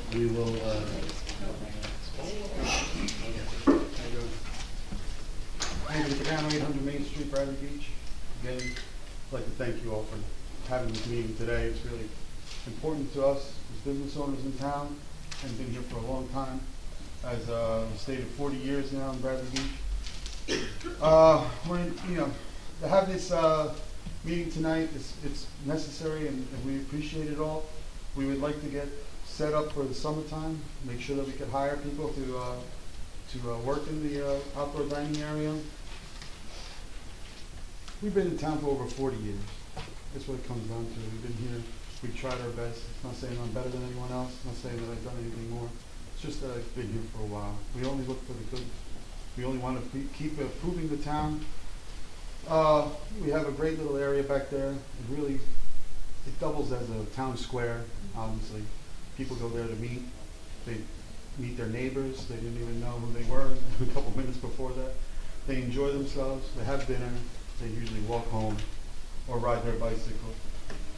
It's an area that has become essential to us, especially since COVID. It really has been difficult since then. People don't stay out as long as they used to. People don't spend like they used to. It seems like people are still kind of tepid about going out and being inside. And being a summer area, being a summer restaurant, and having most of our business during that time of year, it would be very beneficial for us to have something of this nature, obviously. It doesn't add as much as you would think it does to our capacity. Most of the people that would be coming anyway, instead of going inside, just sit outside. Honestly, an inside bar, my bartenders inside are getting a little bit aggravated sometimes that we have. We appreciate it again. And honestly, I just want to make one comment, if it's at all possible. I know that this is scheduled to be until the zoning board meeting of July 15th, I believe. The issue that we have is that if, perhaps something comes up where it's not going to be, it's not too detrimental to the project, but it's just enough to let them deny the zoning in that time. The next meeting for the town would be in August, I believe in August 5th for council and August 21st for zoning. That becomes an issue with hiring, if it's at all possible. Again, I know this is a lot asking, But if it's at all possible to be able to get that extended to at least the 5th for the next zoning board meeting, in case we need to do another bump up for a month for a special permit. If you say yes, again, I'm very sorry to be so presumptive, but again, we really like this town, man. We love it here. We've been here for 40, 50 years. There's nothing, I can't say anything bad about it. You guys have fed us. You guys have been good to us. You've all been really nice and understanding and have taken us in as family. And we don't want to abuse anything. We wouldn't abuse anything. We wouldn't try to abuse anything. And I speak for myself, and I'm sure there are other businesses in town that we really just appreciate all you guys have done for us. And hopefully continue to, you know, keep it going. Maybe not 40 years, but maybe 10, 15 more years. Thank you.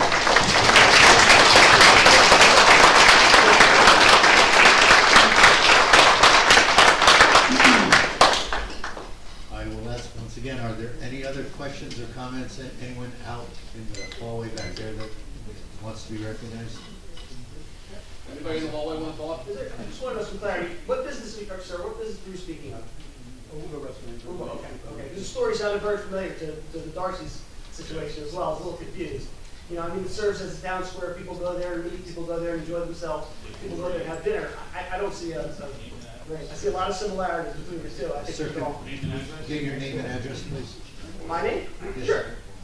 Andrew Check. Belmar, New Jersey, 316-14,000. Okay, thank you. Right, thank you. How do you spell your last name? C-A-D-E-K. I appreciate the clarity on that. Hello. Mr. McGill. Tom McGill. Guys, thanks for everybody coming. And I really appreciate the opposition. I mean, it's good. Mr. McGill, you have to address the mayor, I'm sorry. For the You can mic? just Address the mayor. You gotta talk to us. I'm sorry, Mayor. That's okay. I'm not used to doing this. That's okay. You do it. But I appreciate the feedback from all the people, you know, the three Bartletts and Brian. You know, I know them very well, and I'm hoping to work with them in the future about this. But it's a really important item, the parking lot. I know parking is ones that really have to go find another parking spot. You know, that's the reality of it. And I hope that we can all work together, the mayor, the council, and I appreciate the mayor and the council bringing this to me on, you know, pretty short notice. And we put it together, and we're here to do whatever we can to make Bradley Beach better and to hopefully work together with all the businesses around it. I'm there at 365. If somebody says they tried to speak to me, they haven't tried hard enough, because I'm there all the time, and anybody can. Please, no comments. Would you mind zipping it so people can hear? Sorry. Should I let her? No, please continue. Just come and speak to me, and we can try to work it out. That's all I have to say. Thank you. Thank you.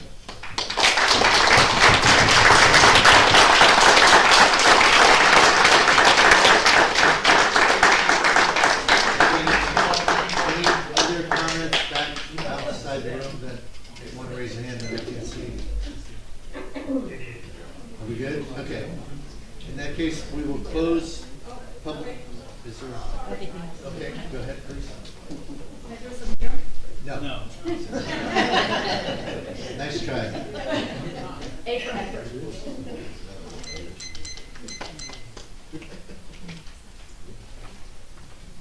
Anita Nazario, 116 Newark Avenue.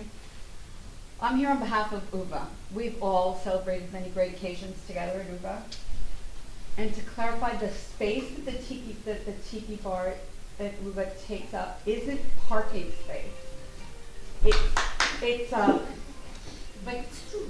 It's like a notch in where they used to keep the garbage cans and stuff. The parking lot in the back is still completely available. All the spaces are available. So it's not the same thing.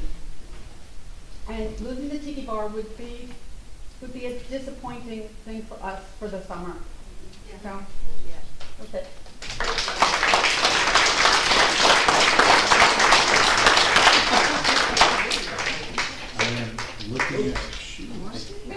see any other hands?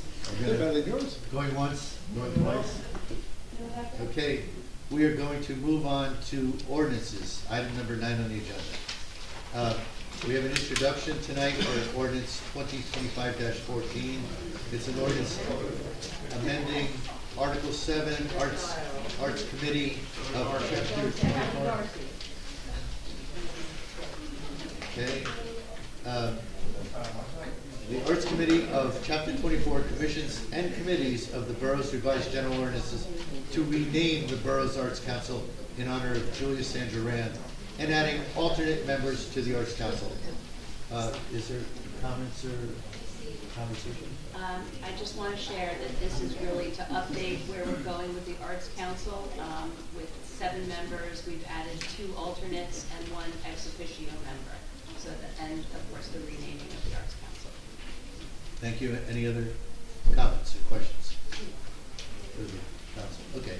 I will make a motion then, or would you like to make a motion? I'll make a motion to approve ordinance 2025-14. Second. Mr. Noble?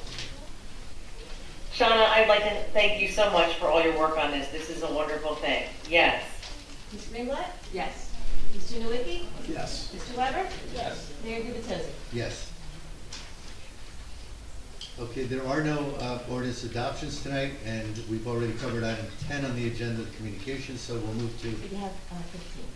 I'm sorry. Ordinance 15. What did I miss? That's for the parking. Oh, okay, sorry. That's okay. Ordinance 2025-15, another introduction, amending chapter 335 for what's we are now titling parking regulated. Basically, this particular amendment is changing the language that exists today in our ordinances related to parking meters, because if you haven't heard, parking meters are going away in Bradley Beach this summer. We're moving to Park Mobile. You download an app on your phone, you can do a transaction by your phone.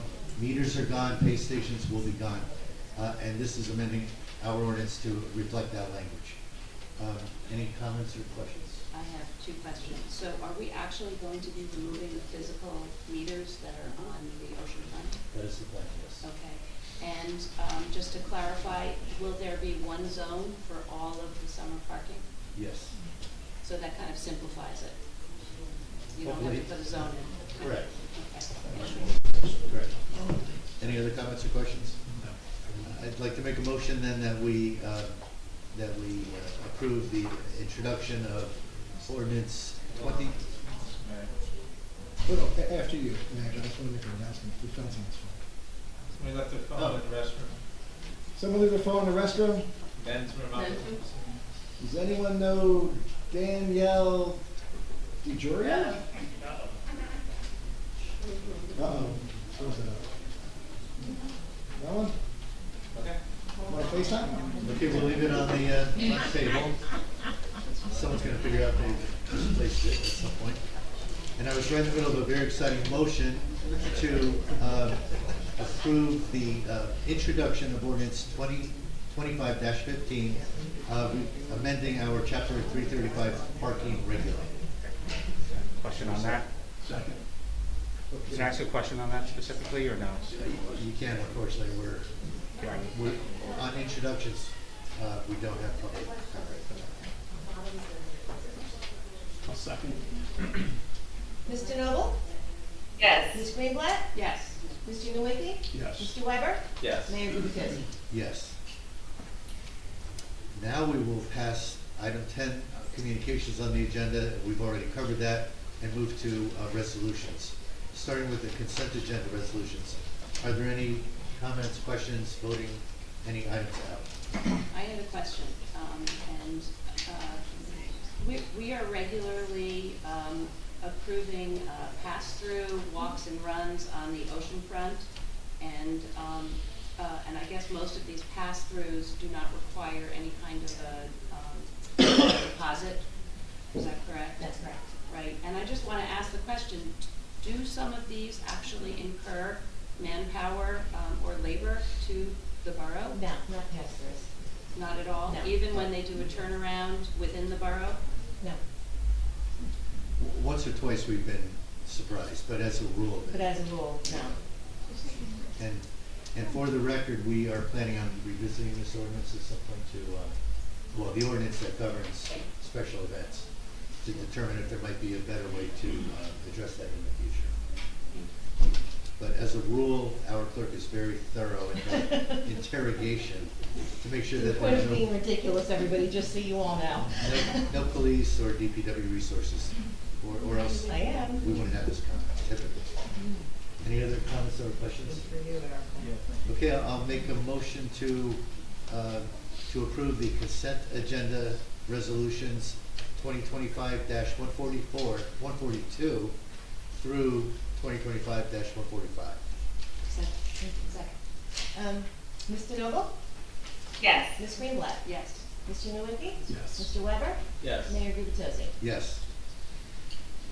Individual resolutions, starting with 2025-146, the audit of the corrective action plan for 2023. Any comments or discussion? I would just make the comment that I agree 100% with the call of Mr. Kenny, who said we should have an action plan and that we should follow up with that. I think that was a great recommendation. I will agree with that observation, and also note that everyone should know that the state requires a corrective action plan within 2 months of us, the council, receiving the audit. And historically, it's been closer to a year before the audit was received. And then in the case of 2022, it was almost another year before we had a corrective action plan. So we are catching up, cleaning up, and going forward. 100% agree with the comments made earlier that we must be much more attentive and responsive as we address the audit results that are presented in the future. But I think I've made the motion, but just in case, does someone second my motion to? I didn't get a second yet. You can make a motion. Okay, Thank you. Mr. Noble? Yes. Ms. Greenblatt? Yes. Mr. Nowicki? Yes. Mr. Weber? Yes. Mayor Gubatosi? Yes. Individual resolution 2025-147, audit certification and group affidavit for 2024. And this is basically stating that the council members have all read the audit comments in the 2023 audit. Is there, I make a motion that we adopt. Second. Mr. Noble? Yes. Ms. Greenblatt? Yes. Mr. Nowicki? Yes. Mr. Weber? Yes. Mayor Gubatosi? Yes. Individual resolution 2025-148, supports submission of application for New Jersey Department of Transportation Alternatives Program. Comments or questions?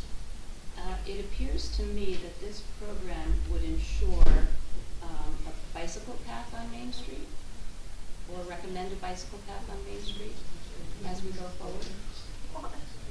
That was my understanding in reading it.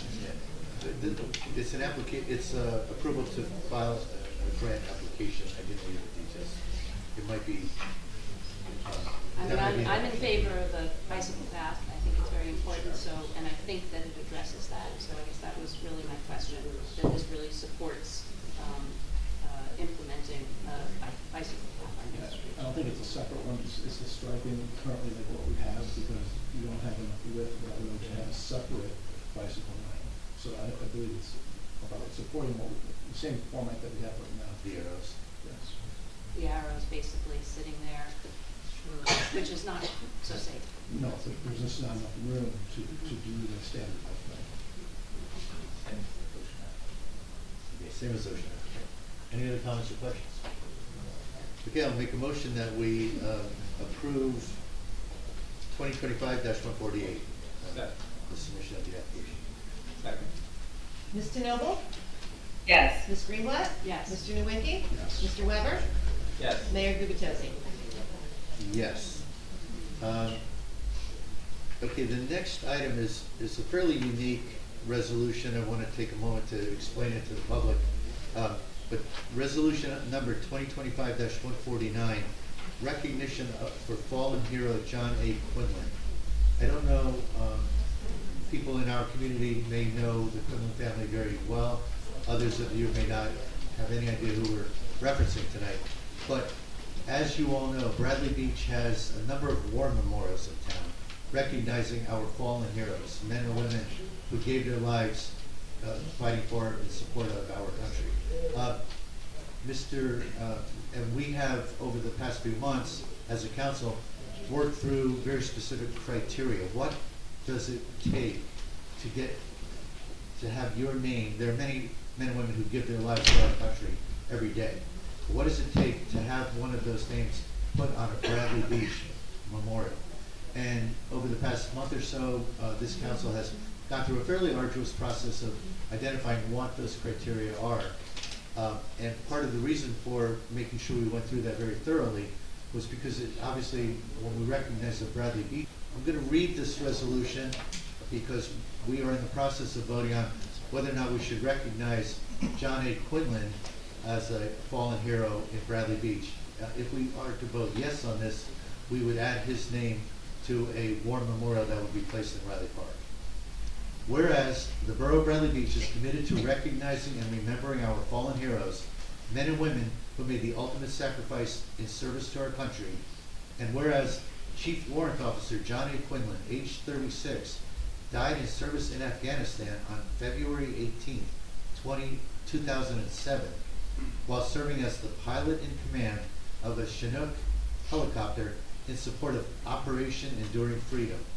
And whereas Chief Warrant Officer John A. Quinlan served in every major American offensive since 1990, from the First Gulf War to Somalia and Afghanistan. And whereas, according to eyewitness accounts, John A. Quinlan, flying with no visibility through an unexpected winter storm, lost an engine but kept the Chinook nearly upright as it plummeted to earth, saving the lives of 14 people. And whereas the Borough of Bradley Beach has established eligibility criteria by which to identify U.S. fallen heroes who represented Bradley Beach in their military service via residency and/or via their participation in our community over an extended period of time. And whereas the parents of Chief Warrant Officer John A. Quinlan purchased a home at 418 Monmouth Avenue, Bradley Beach, New Jersey, in 1982, where John spent his summers as a young man, worked summer jobs in Bradley Beach, including at a Bradley Beach local business, and always called Bradley Beach his home.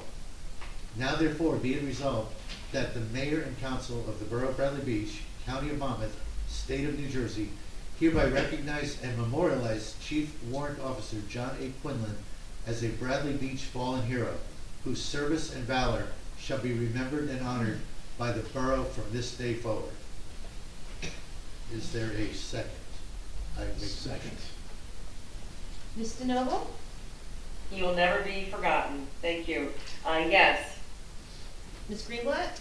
I would also like to say I've known the Quinlan family for many, many years, and I remember the day when they got word that their son's helicopter went down. So I am very appreciative of this, and I say yes.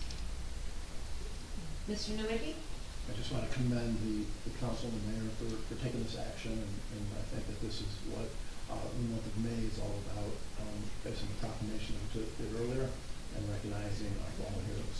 I vote yes. Mr. Weber? Yes. Mayor Gutowski? Yes.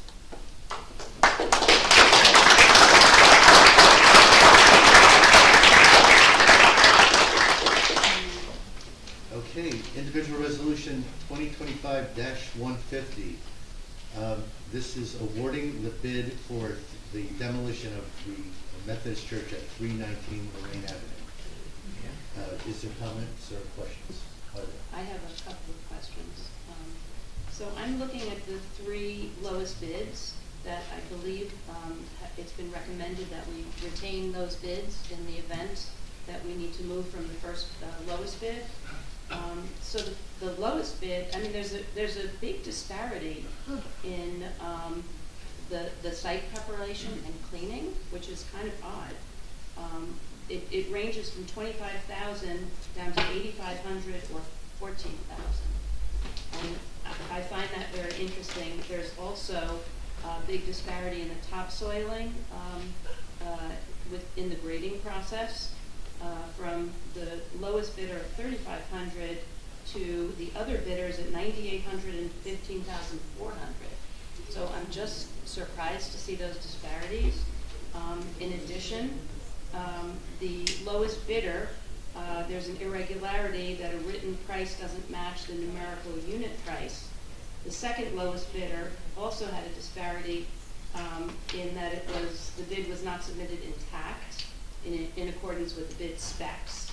And then the third bidder, and all of these bids are fairly close in cost. The third bidder had absolutely no irregularities. So those are just some things that I wanted to look at. If we award the bid to the lowest bidder, and I don't know, does this irregularity get reconciled somehow? I'm under the impression, but perhaps I'm wrong, but CME, our engineer, had reviewed this. I don't know, Paul, if you were involved, but I know Mr. Doherty was, so. Yeah, both CMA reviewed it and our attorney, Doug Cannon, who's not here tonight, reviewed it, and you're actually obligated to give it to the lowest bidder. I understand that. My question is, there's an irregularity that the written price doesn't match the numerical unit price. Has that been reconciled? It doesn't disqualify the bid. It's not as if it gets reconciled or not, because they already turned the bid in. You can't make amendments to the bid after they're turned in, but it's not a deficiency to throw the bid out. So you're required by law to approve it. And even though ladies and gentlemen, the numbers in this one bid, the low bid, the details that Councilwoman Greenblatt identified do not add up. They don't sum to the total. But we've been told that they must honor the low bid price. So we're keeping the other two bids at bay. I know we're rejecting the other three higher bids, but we're keeping those bids at bay in case there's an issue. Well, at this point, we're just to award the low bid. Right, but I think that it was recommended to retain the other two low bids. So I don't think that's part of our resolution. That was CME's recommendation based on evaluation, but the resolution is to award that. And your other question, it's not unusual for DC contractors bidding, putting the profits and costs into different numbers because how they actually develop their proposal may not be consistently where they put their costs or how they pay for their labor or their equipment. And so there is always that variation in various bids. And I believe Ned is correct that you are required to award to a little bit unless there's a violation in that bid specifically. Thank you. I'm sorry, I have to excuse myself. I had to turn the cell phone to its rightful level. Who left it? And Mayor, if I may? Yes. It's Chelsea over here. Paul, this would include the grading plan so that neighbors will now be protected? Yes, there was a grading plan included in the actual demolition plan to grade out the property, as well as protection around the property and various environmental controls, dust control, etc. And then CMU will also have an engineer on site several times, over the course of the demolition process, ensuring that those measures are being followed and implemented, as well as a soil erosion permit was put in to the Freehold Conservation District. Thank you for your work on this. I appreciate it. That's great. Thank you. Yeah, I think the goal is to have this completed by Memorial Day, so it will occur here in the month of May. So everybody be aware, and we will share information as to once that gets awarded, and then schedule information to be posted and shared what that process is going to be.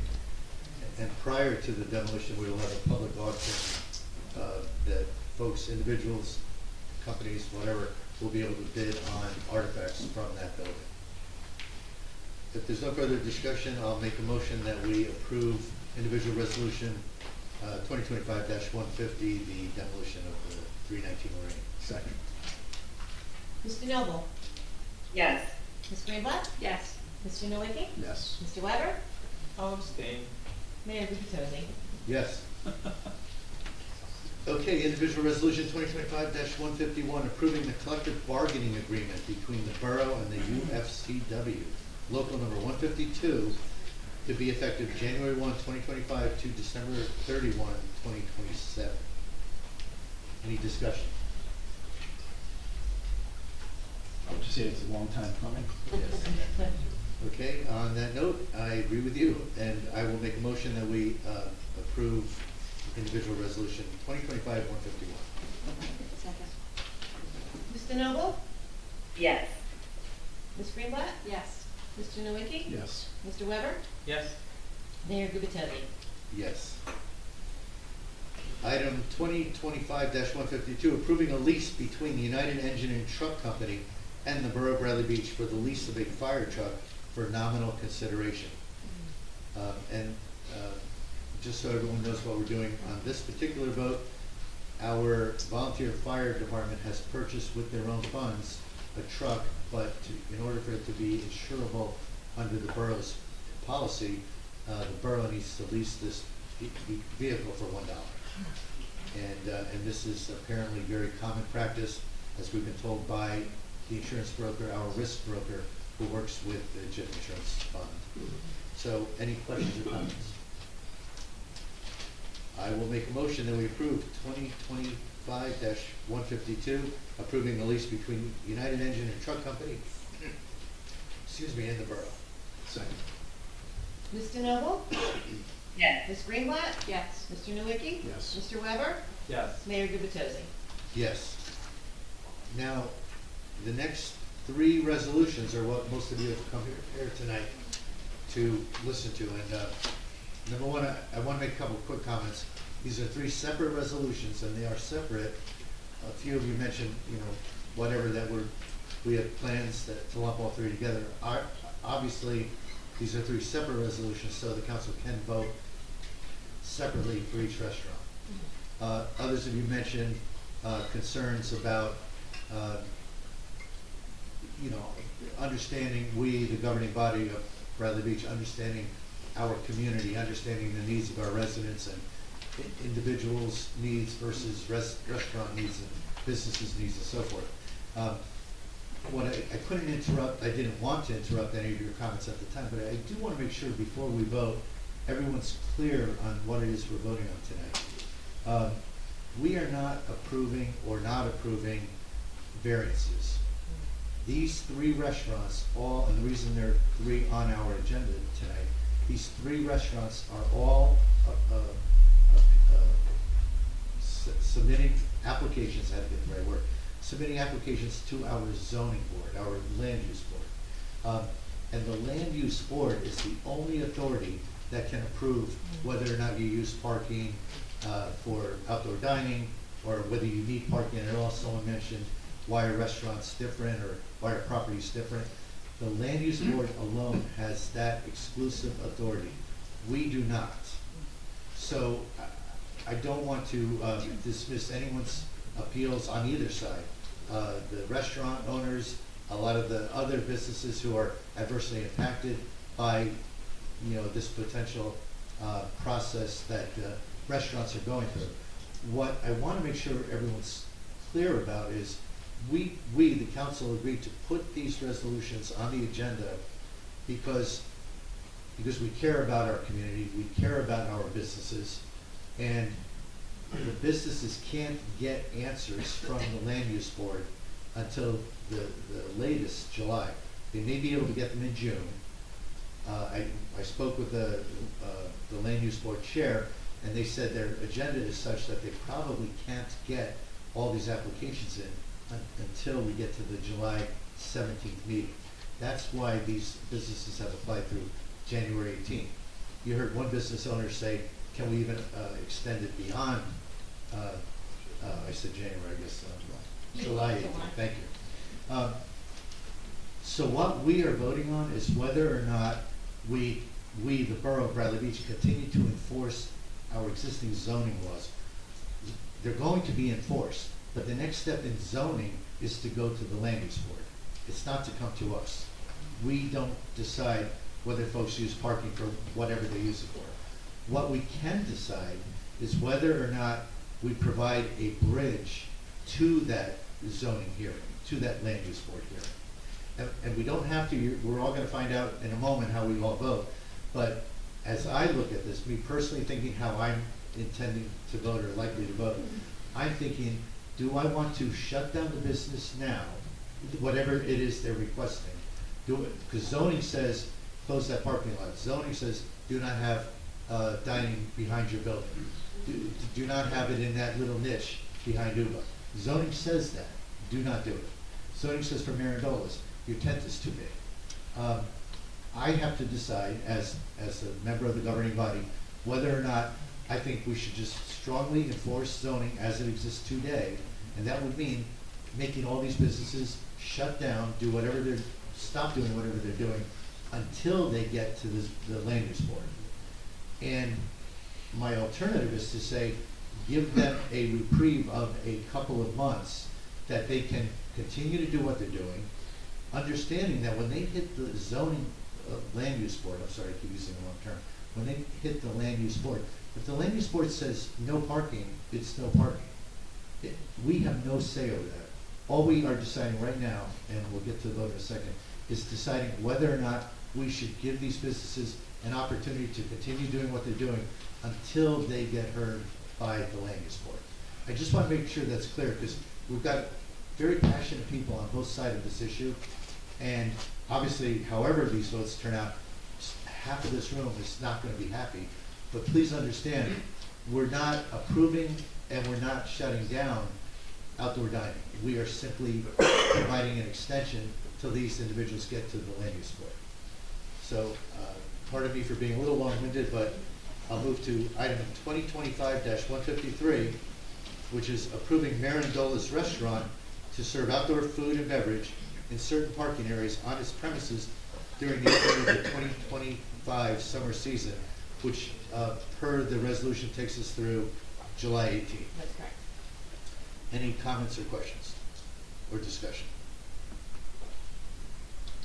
Mayor? Oh, I'm sorry.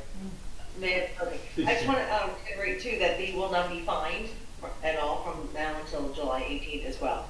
If we vote to extend it, we would pause the fines. If the borough would pause the fines. If on the other hand, we vote not to extend it, the fines kick in immediately and whatever other requirements, have to be met, or fines continue. Thank you. And fines to date that have been implemented, that will still remain in effect, but yet you can't be suspended until the 18th. Correct. So just to reiterate, the fines that have been issued from whenever it was in January that the tents needed to be taken down, up until April 15th, those fines will continue to be enforced? What's going to happen, fines that have been issued, summonses that have been issued, stand. They'll be paused for the land use board to determine whether or not they're going to approve variances. But no additional fines will continue through this period if we vote to extend this period to July 18th. Once they hit July 18th, our jurisdiction is done, and it goes back to the land use board and our zoning processes. And I also just want to say, and I think that it really hit the restaurant industry in a way that restaurants are challenged to begin with in the best of circumstances. Restaurants are community gathering places, and that's not to diminish any of the businesses that are also places that we all value within our community. I'm very much in favor of small businesses and local businesses. And I definitely hear the voice of the parking situation, especially when there's a large parking lot that is sitting there intentionally required to provide parking spaces. So, in the... And the inability to go to a restaurant that is a takeout restaurant and not have available parking out in front because of the popularity and desire to park in front to go to an adjacent one of these restaurants, Darcy's compared to a Josie's or to Juanito's, it's a problem. I'm sort of, I'm disappointed that the businesses themselves couldn't come to a solution on this. That maybe they could have went to the Plum and said, hey, can I rent parking for you to help solve my problem during the winter months that we're dealing with this, and that the things that were in place that were never taken down throughout the winter, actions could have been taken to have been a more friendly neighbor.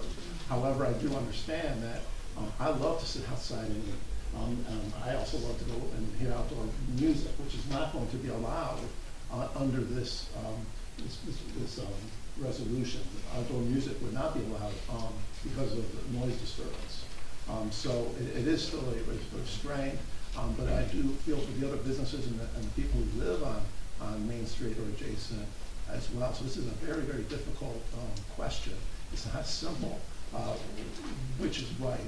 If you wanted to go and apply it to, hey, our zoning is in place, you are not compliant, but then we have 3 businesses that are all, and so do you exercise one hand to address this completely, or do you look at each one individually? Under the expansion of Darcy's, it has unique issues as brought up, and I recognize that too. So this is a very difficult decision and an extension, and I feel for the land use board, which Mayor and myself also sit on. So we are going to be dealing with this eventually as well in that land use board. So I just wanted to let everybody know that this is not a simple yes and no. Yeah, and for me personally, I want to assure the individuals who referenced the meetings that they had with Mr. Doherty, and I did not attend. Mr. Doherty spent a lot of time debriefing me, and I fully appreciate the challenges that other businesses on Main Street face, like Councilman Nowicki. In our perfect world, the businesses would be able to work together and have resolved a lot of the concerns just to make it good for all businesses. I guess where I'm coming out personally is the businesses are a vital part. All businesses are a vital part of our Main Street. I want to do whatever we can do as a council to minimize the disruption to their various business models. And I know by saying that, whichever way we vote, we're going to disrupt some businesses for at least a few more months until these 3 restaurants get to the land use board. So, Mr. Weber, any comments? No, sir. Okay. I make a motion that we approve Resolution 2025-153, approving Marindola's Restaurant to serve outdoor food and beverage in certain parking areas on its premises during the opening of the 2025 summer season. Mr. Noble? Yes. Ms. Greenblatt? Yes. Mr. Nowicki? Yes. Mr. Weber? I just want to say I haven't heard anything negative about this parking area being used for restaurants, so I will vote yes. Mayor Gutierrez. Yes.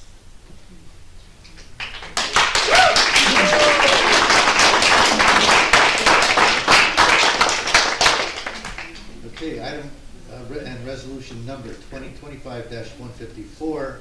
This is approving the Pagano's Uva restaurant to serve outdoor food and beverage in their rear parking area. Comments or discussion? Second.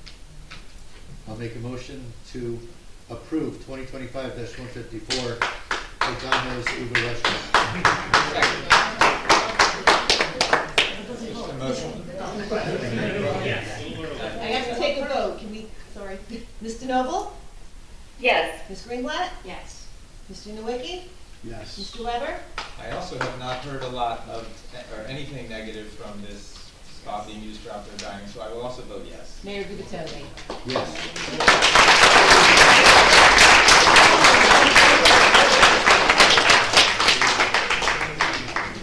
Mr. Weber, I'm anxious to hear how your vote on this, since you've heard some negative.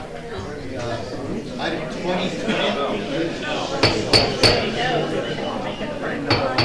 Please, can we have quiet in here, please?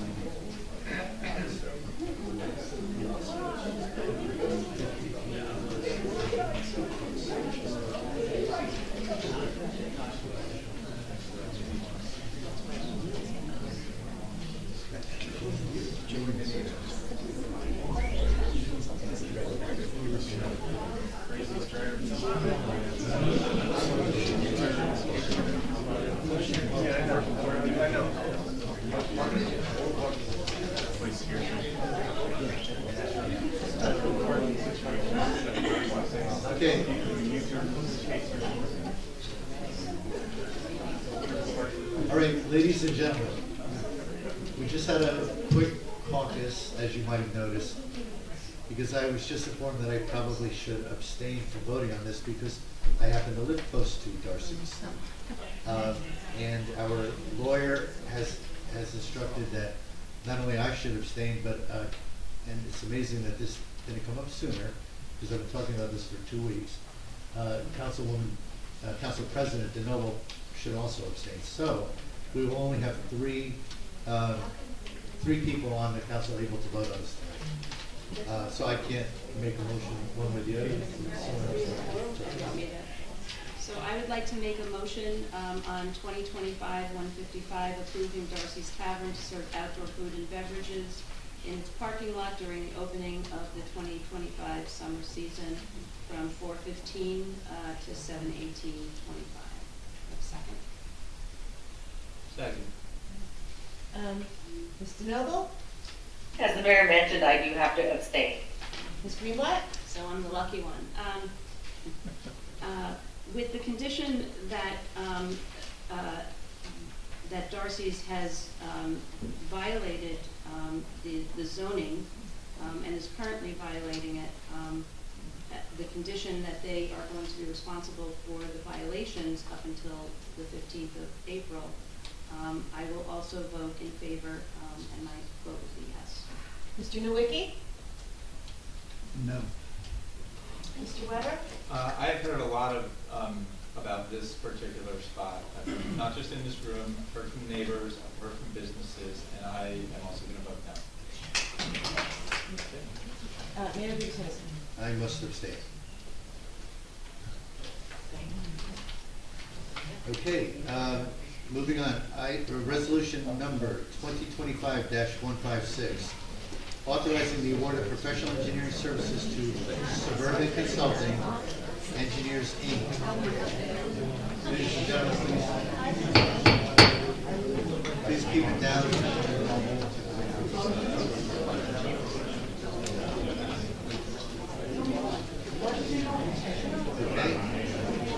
Okay. People who remain in the room, please keep it down. Folks, Brian, can you ask folks in the room? Thank you. Item 2025-156, authorizing the award of professional engineering services to Suburban Consulting Engineers for a grant application including technical assistance and loan forgiveness for the borough's sanitary sewer infrastructure replacement project. Discussion on this. So I'll start the discussion. Paul Nowicki and I have been working on this grant application. So just to give a little bit of background, in 2018, thereabouts, under the Engelstad administration, the borough went forward with its sewer infrastructure replacement program, and it started at the south end, and it's a process that's going through 6 phases. So phase 2, with the exception of Fifth Avenue, has already been completed, and phase 2 had a significant number of cost overruns. Fifth Avenue is currently contracted to proceed with sewer replacement in the summer, and that's from Main Street to Madison Avenue, cross streets, and the remainder of this will take place in the fall, along with 1 block on Park Place between Fletcher Lake Avenue and Madison. So that will be a sewer replacement that's taking place. So as many of you are aware, we have had chronic sewer backups in town on Ocean Park Avenue most recently, Park Place, and other North End streets in particular, which has been a chronic nuisance to residents.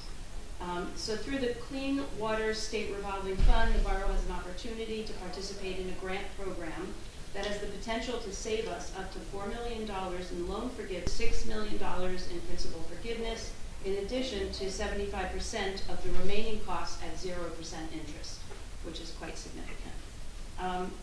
This state fund has been available to the borough for the past few years based on affordability status. Unfortunately, it has not been utilized, so that's millions of dollars that have been lost. Additionally, our affordability status has changed beginning this year as a consequence of higher resident wealth, which has occurred particularly over the last few years. Our relationship with Suburban Consulting Engineers, who work very specifically with this grant, is enabling us to be grandfathered into the prior affordability for the grant, giving us potentially 2 years of forgiveness, and the $4 million that was just mentioned. We're in the midst of applying for this grant with Suburban's help. The resolution to approve $32,600 will help complete the grant application with requiring supporting technical information. We've been advised that we will very likely receive both grants. The money appropriated for the application, this $32,600, can be retroactively folded into the technical assistant grant and forgiven.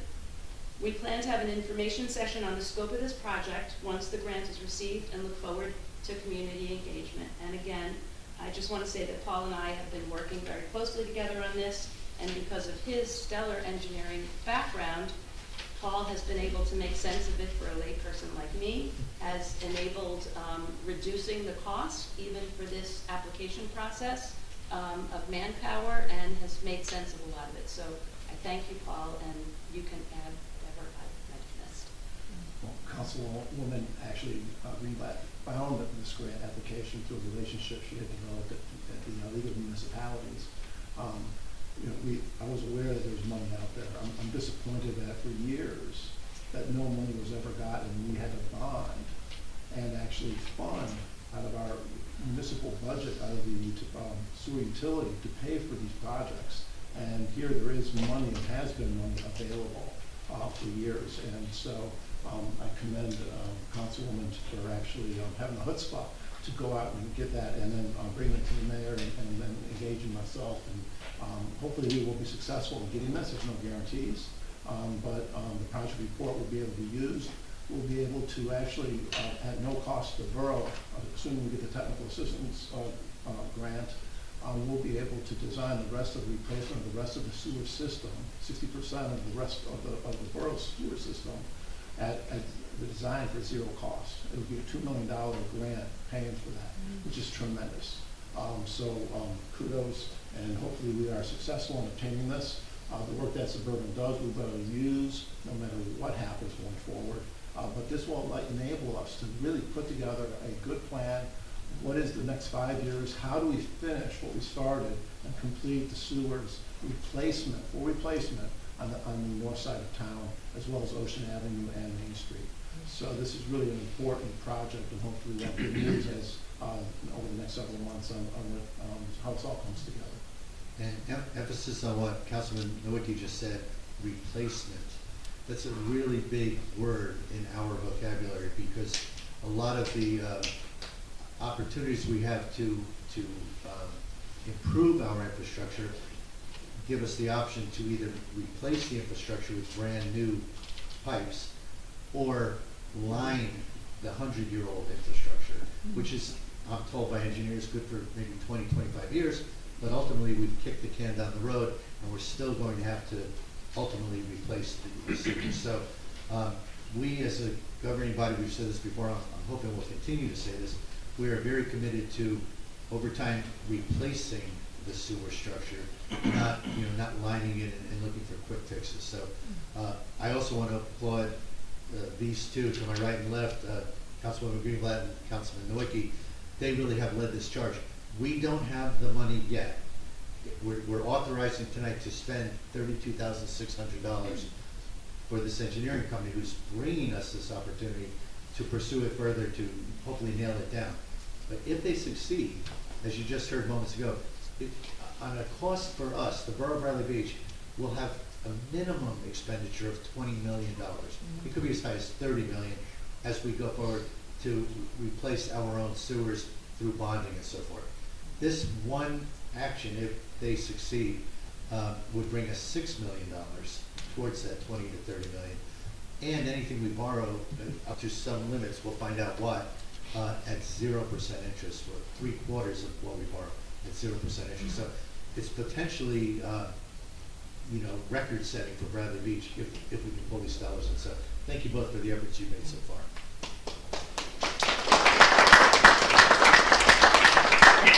If I may add, Mayor, Please. I just want to say this is a really great example of teamwork. Shauna just got elected, and I said, you must go to the League of Municipalities. It's a great place to make connections. And she went, and she made this connection at that league. And bravo to her and to Paul. Really great work on this, and it's a pleasure to serve on the council with you both, and of course, John, too.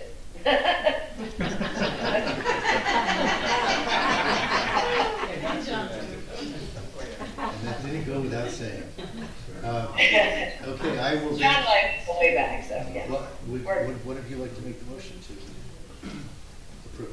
Make the motion to approve the 2025-156. 2025-156. Authorizing award of professional engineering services to Suburban Consulting Engineers for a grant application including technical assistance and loan forgiveness for the borough's sanitary sewer infrastructure replacement project. Erica, you have to document it was a joint motion. I will. I don't think you had it in front of me. I'll second. There we go. Mr. Noble? Yes. Ms. Greenblatt? Yes. Mr. Nowicki? Yes. Mr. Weber? New council people, this is why we put you on the team. Yes. Mayor Gubitosi? Yes.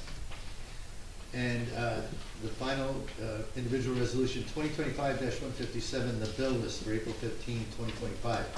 Any questions, comments, items to be voted on, sir? Mayor, if I may, there were some questions on the previous bill list. I forget which council member was asking about it, about the Leon Novakian. Would it be okay if I address them now? Please. So, Sorry, can you remind us, did we pull that from the last list? We actually pulled it. So then, does that mean it's I appearing didn't on this see it list? on this list. Yeah. Okay, go ahead and say. there were a lot of questions that I Okay.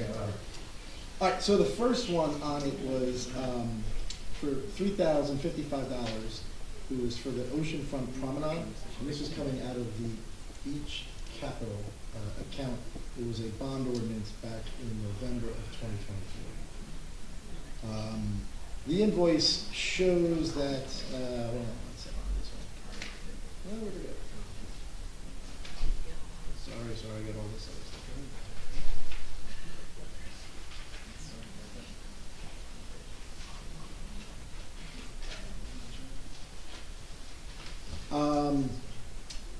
They project coordinated, the site meeting prepared parking overlay plan, prep and attended site meeting, prepared plans, improvements to Ocean Ave and Promenade, project coordination, research, follow-up with Monmouth County traffic engineer, adjusting and printing out aerial for Ocean Avenue parking, project coordination, research, phone conference with county engineer, and project coordination and research for a total of $3,055. And again, that came out of the beach capital ordinance. Is that for the stuff that DPW is doing now at the beach park? Cash? No, Oh. I don't know exactly. I just know the ordinance or the invoice and what it was against. I don't know exactly what it was for. So that wasn't. The second two, one's for $500, one's for $49.75. They are both put against the current fund, and they were in support of the Fair Share Housing Council. Basically, the folks that were doing all the research, Jen Dean and her team, they relied on Avakian to provide them with detailed information of what properties were available. The second one, 501 Lake Terrace, $370. That was actually out of an escrow. It's out of the land use board escrow, so that did not come out of any borough funds. And the last one, another $500. This was just for general engineering that they were asked to do. The general engineering. Hold on one second for this one.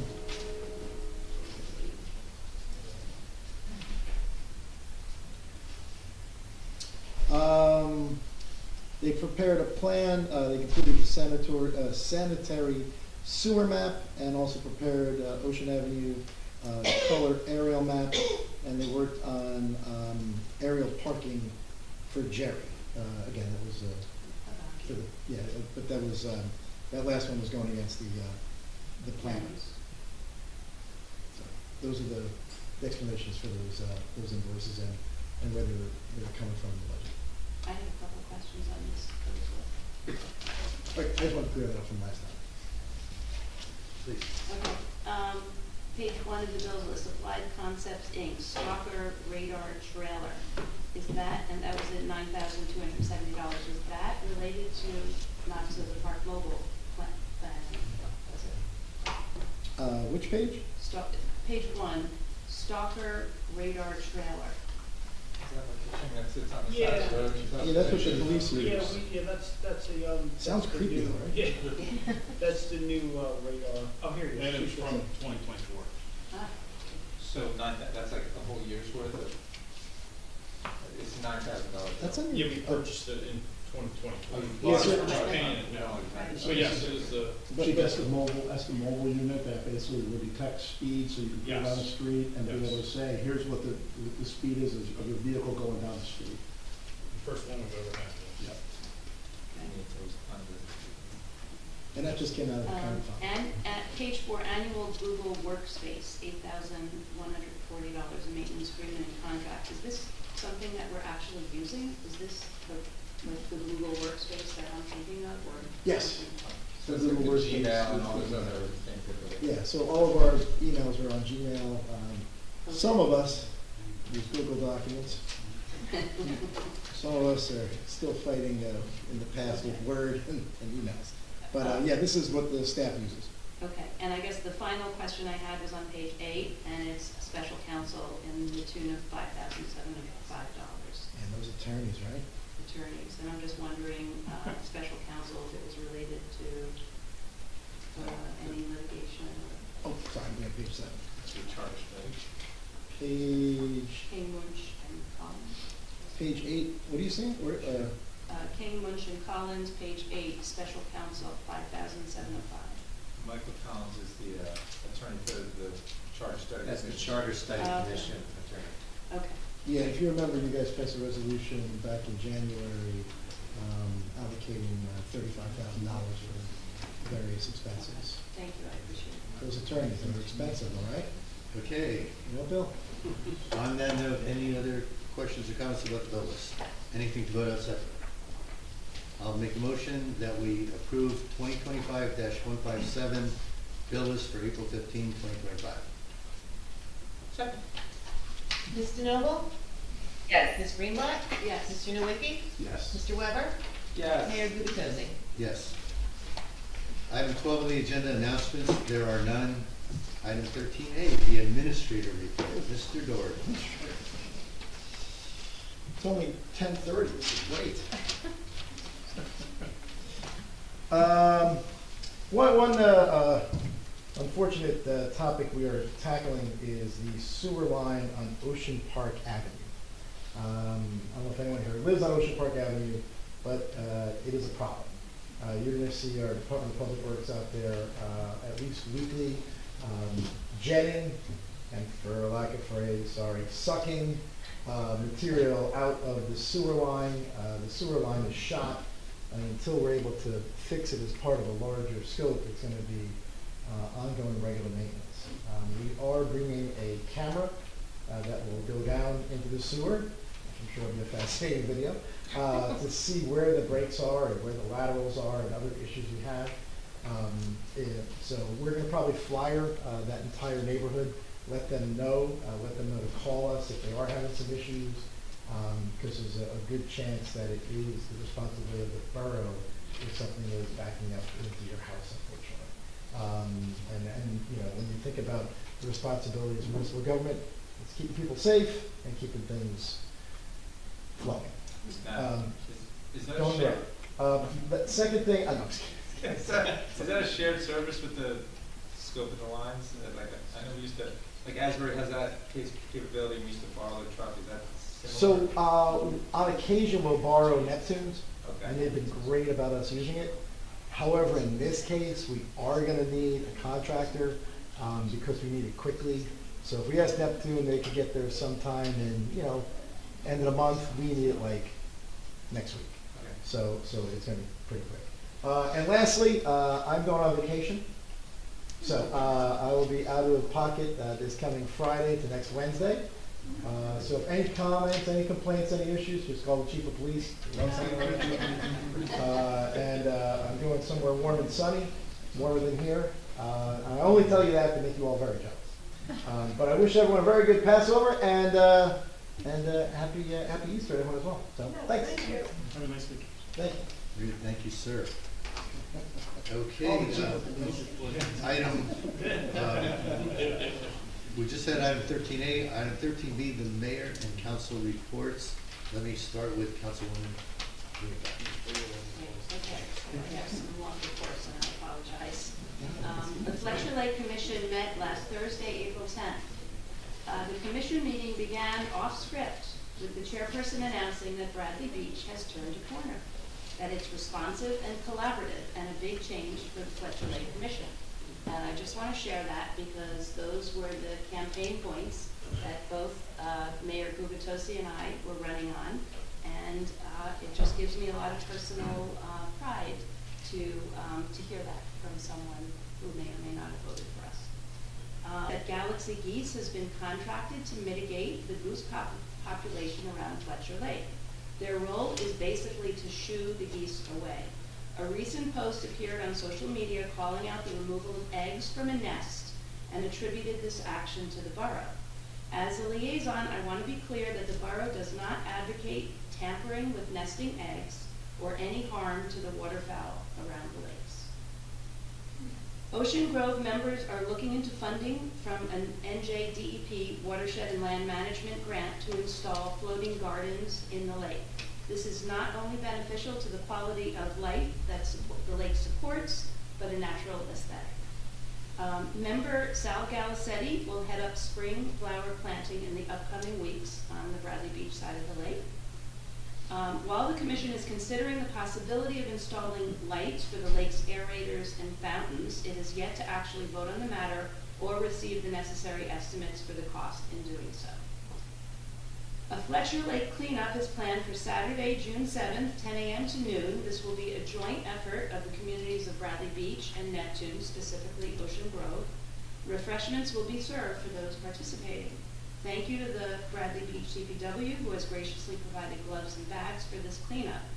Keep an eye out for more information. This is an initiative being organized by Bill Grafton, who's a Fletcher Lake member. The commission will be looking ahead to partner with nearby communities with oceanfront lakes to promote recreational activities and appreciation of its natural amenities.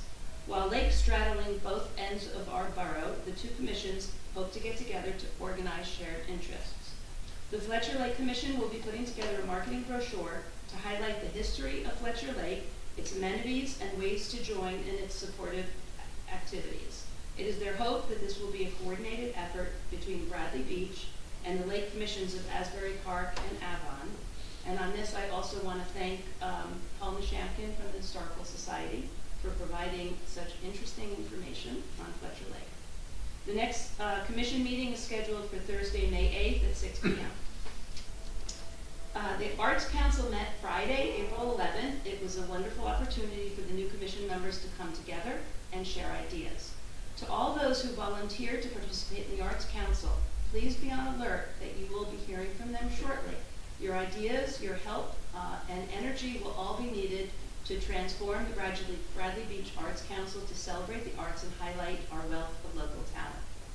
The next Arts Council meeting is Friday, April 25th at 2 p.m. And I also, again, want to thank Mayor Gubitosi for being so supportive of the arts in Bradley Beach. The Rec Committee met yesterday evening, April 14th. The glow-in-the-dark Easter egg hunt, originally scheduled for April 12th, was postponed due to inclement weather. The new date is this Saturday, April 19th, 7:30 p.m. at the Rec Center at the baseball field. Students in grades 5 and up are invited to participate. Summer camp registration is open. This is a banner enrollment year for the summer camp program with 121 registered campers and only 4 spots left. This so early in the season. Bradley Beach is fortunate to have Fulfill provide lunch for the program 3 days a week. Also note that Bradley provides scholarship to 7 students, 1 per grade, and this year there were 20 scholarship sign-ups.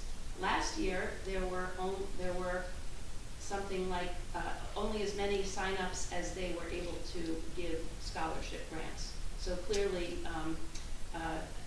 as I put here, suffice to say, Bradley's summer rec program is a big hit. The student baseball softball clinic scheduled for spring break has been canceled due to low enrollment. We have been advised that the OEM is applying for a grant to obtain a generator for the rec center. This will add to the facilities available in the borough for emergency use as a shelter. A reminder about recurring events. Mahjong meets every Friday at the Biazzi Center from 1 to 3 p.m. Open Rec runs Thursdays until 6 p.m. and Fridays until 7 p.m. The Senior Club meets Wednesday, April 23rd at noon at the Biazzi Center. And some activities for spring. Morning pickleball began today and runs through May 6th. Afternoon pickleball runs from May 13th to June 3rd with 2 time slots, 4:30 and 5:30. The fee is $20 for the 4-week session. Registration for May opens on April 21st. Spring bocce enrollment opened yesterday, April 14th. It will run from May 6th to June 24th. There is so much demand that the program filled up before noon. Anyone who didn't get in can add themselves to the wait list via Community Pass and may be contacted to sub or replace someone. If anyone is willing to captain and manage the league for an additional day during the week, they may contact Courtney at the rec center to discuss options. Salted Soul Yoga will run on April 26th, 9:30 a.m. at the Lorraine Beach. There is no charge to participate. Almost done. Bowling night is planned for Wednesday, April 30th, 6 to 8 p.m. at Bradley Bowl. It's $12 per person and includes shoes and 2-hour bowl. Registration is currently open. Rec is hosting a Mother's Day paint and sip event, Friday, May 9th, 7 to 9:30 at the Firehouse Banquet Hall. The fee for participation is $50 per person and includes all materials. Registration opens late next week and will be listed on the Rec's department homepage. The Memorial Day weekend fair on the oceanfront is still accepting vendor applications. Please contact Courtney Pappas with interest in participating. Please go to the Recreation homepage for details and Community Pass for registration of recreation events. The next Rec Board meeting is on Monday, May 12th, 6:30 p.m. at the Rec Center. And that concludes my report. Thank you, Councilwoman and Councilman Weber. Thank you, Mr. Mayor. We're going to talk a lot about trash. And first, hey, thanks for hanging with us, everybody. This was a long meeting. So on Saturday there was the Clean Ocean Action Beach Sweeps, which are run by the organization Clean Ocean Action, but our Bradley Beach Environmental Commission members kind of run the show. And it was a wet and kind of soggy and probably kind of sad show because the weather was really bad and stuff. But anyway, for those that came out, thank you. People that come out and have interest in cleaning our beach. Keeping on the subject of trash, I have asked, he just left, I asked had to find out for the train tracks, what is owned by New Jersey Transit, and do they have any interest in cleaning that up because it's basically a mess, what's on borough property, what's on private property. I feel like we need to figure it out. I've been told New Jersey Transit will not come and clean it, even if you ask nicely. So our fine DPW, this was a while ago, this was not recently, but they took the training, because they need to get trained, you know, how you train to not get hit by a train while you're cleaning on the train tracks. And the DPW folks took that training and they cleaned the tracks a while ago. I'm kind of personally against that, because I want to make New Jersey Transit do it, like if it's your property, you have to clean it up. But apparently your DPW supervisor can't stand the trash so much that he just wants to do it. Also, and this has been brought up, you know, through the Environmental Commission, we're looking at this, and there's some cooperation with the code department because there are some instances where it's probably private property and people are just letting things go over the fence on the train track side, and you can see when you drop down Memorial, it's pretty bad. So looking to address that multi-pronged, DPW, code, all of that working together, and that's going to be Matt's job. So good thing I just told him that. And John, quick interruption. Yeah. Biagio Cafone, the Director of Public Works, told me that 2 of his folks who are code enforcement are in fact enforcing code for those houses. There are 2 DPW folks. They are part-time code officers, which is good. So helps it all work together. The sad news is that if you decide to do this cleanup along the tracks, the New Jersey Transit makes you get a train spotter, and it costs like $1,000 a day or something ridiculous. So it's really, it's a mess, and it's a mess to clean up the mess. Anyway, so for DPW, continuing on, you've seen their work at the beachfront. They're getting ready for those handicap accessible showers and things. That's pretty much, as far as I can tell, supposed to be done at Evergreen, and it's proceeding up north towards Cliff Ave. The last brush pickup, where you put brush out at the curb, is May 12th, so get your brush out to the street. It's kind of it for town. I want to know, who likes a good birthday party? Come on, everybody. Okay. Who likes to sing happy birthday? Oh, whose birthday? Okay. Who has ever gotten to sing happy birthday to somebody that's 100 years old? Not it. Oh, Mark Penny has. Yay. Okay. So this is the story, and this is, you run for office, you get voter lists, and you look at voter lists, and you knock on doors and whatever. But if you get this list from certain county, it has birth dates with it. And as I'm doing this multiple times, I noticed, there's some people that have lived for a long time, which is a really nice way to say that. And I noticed that there's somebody in this town that's going to turn 100 years old in May. And guess what? We are going to make a big deal out of it. And you are all going to be part of this. Yes. Yes. Applaud. It's going to be great. You're going to love it. This is what we're going to do. The best part, they bought their house 50 years ago. So they've had a house in town for 50 years. It's not like they moved here, after COVID or something. And 50 years. It's amazing.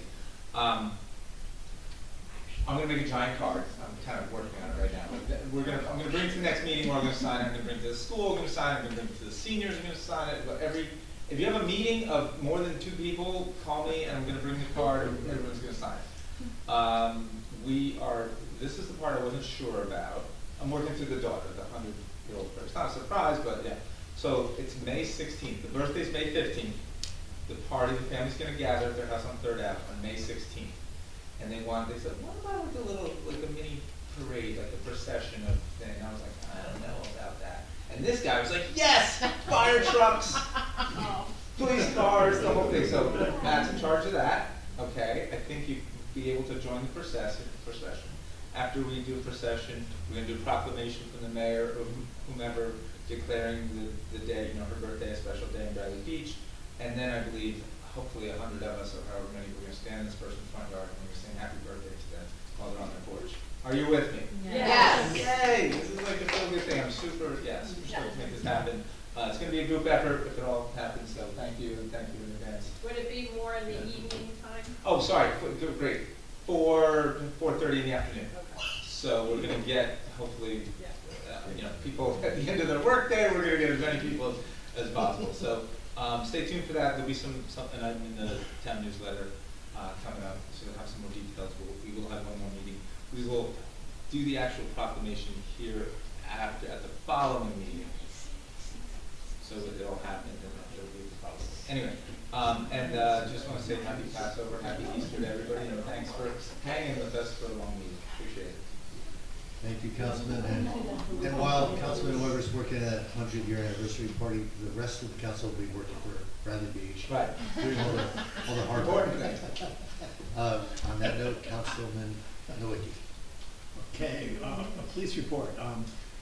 We'd like to note that April 13th to 19th is National Telecommunicators Week, where we recognize and thank our dispatchers for the crucial role they provide both to the public and to the department.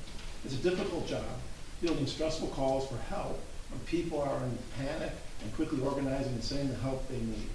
Dispatchers also have to keep track of everything that is going on, including our officers in extremely dangerous situations, all while keeping their cool. Police officers get thank you for your service.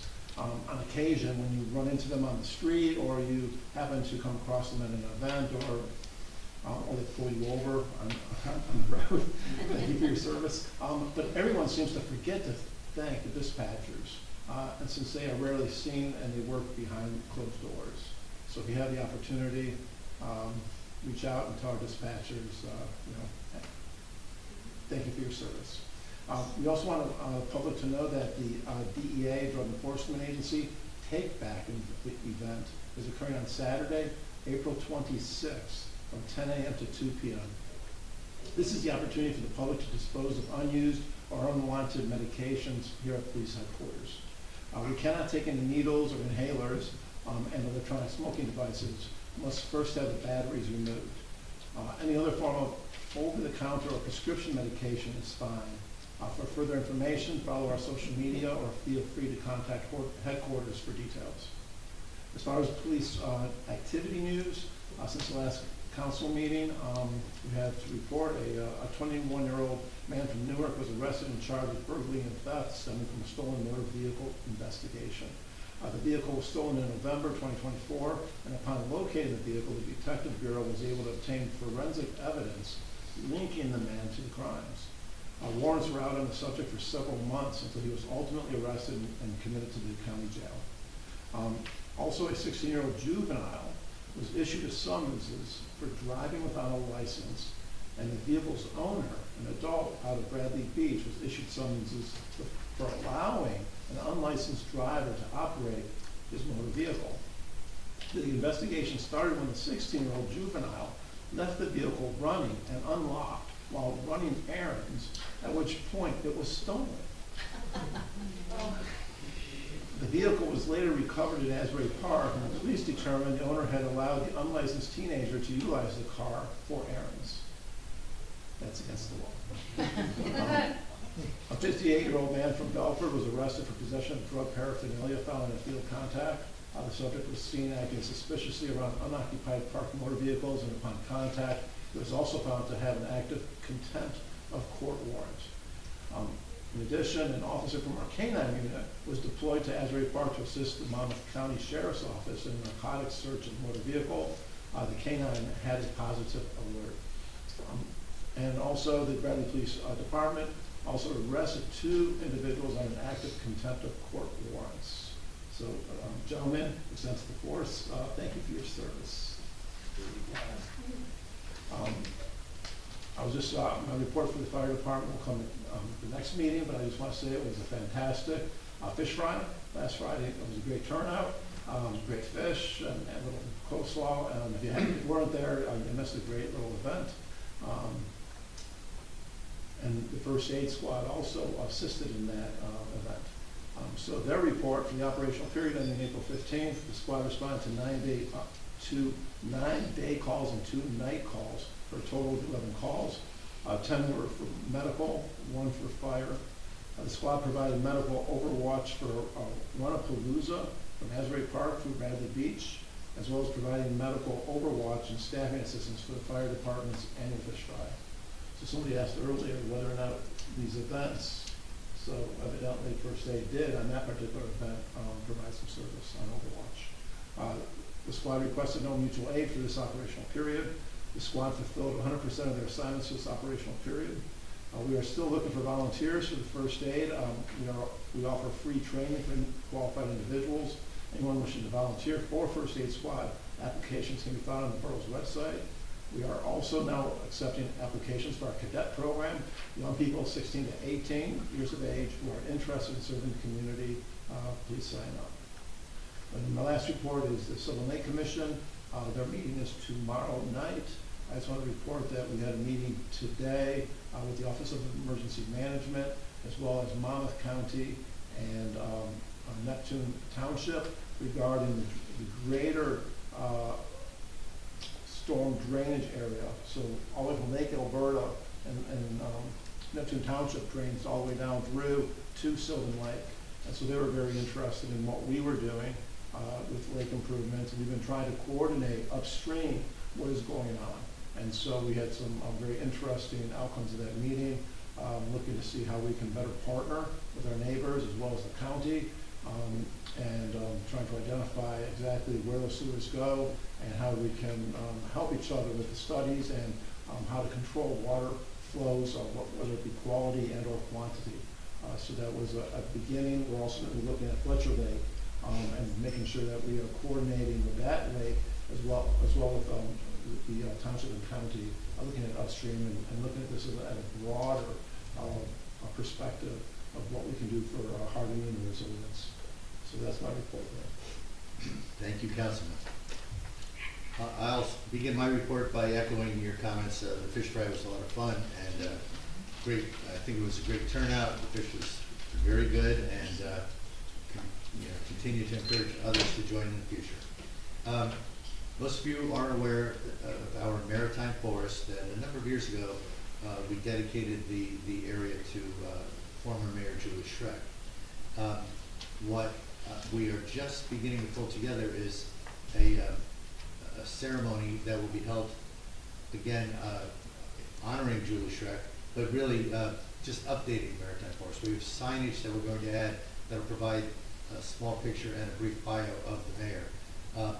Her family most of her family plans to attend, including her daughter, who has probably not been back to Bradley Beach in, John, how many years? Long time. Sure, it's been a while. Well, actually, she visited. Well, last year or two. Yeah. Okay, so but she kept a low profile. She did. This time she'll be out there for. We kept her hidden. Hopefully, she will enjoy seeing her mother recognized in this way. The date, please mark your calendars, June 27th at 5 p.m. More to come on that, but that should be a very nice event.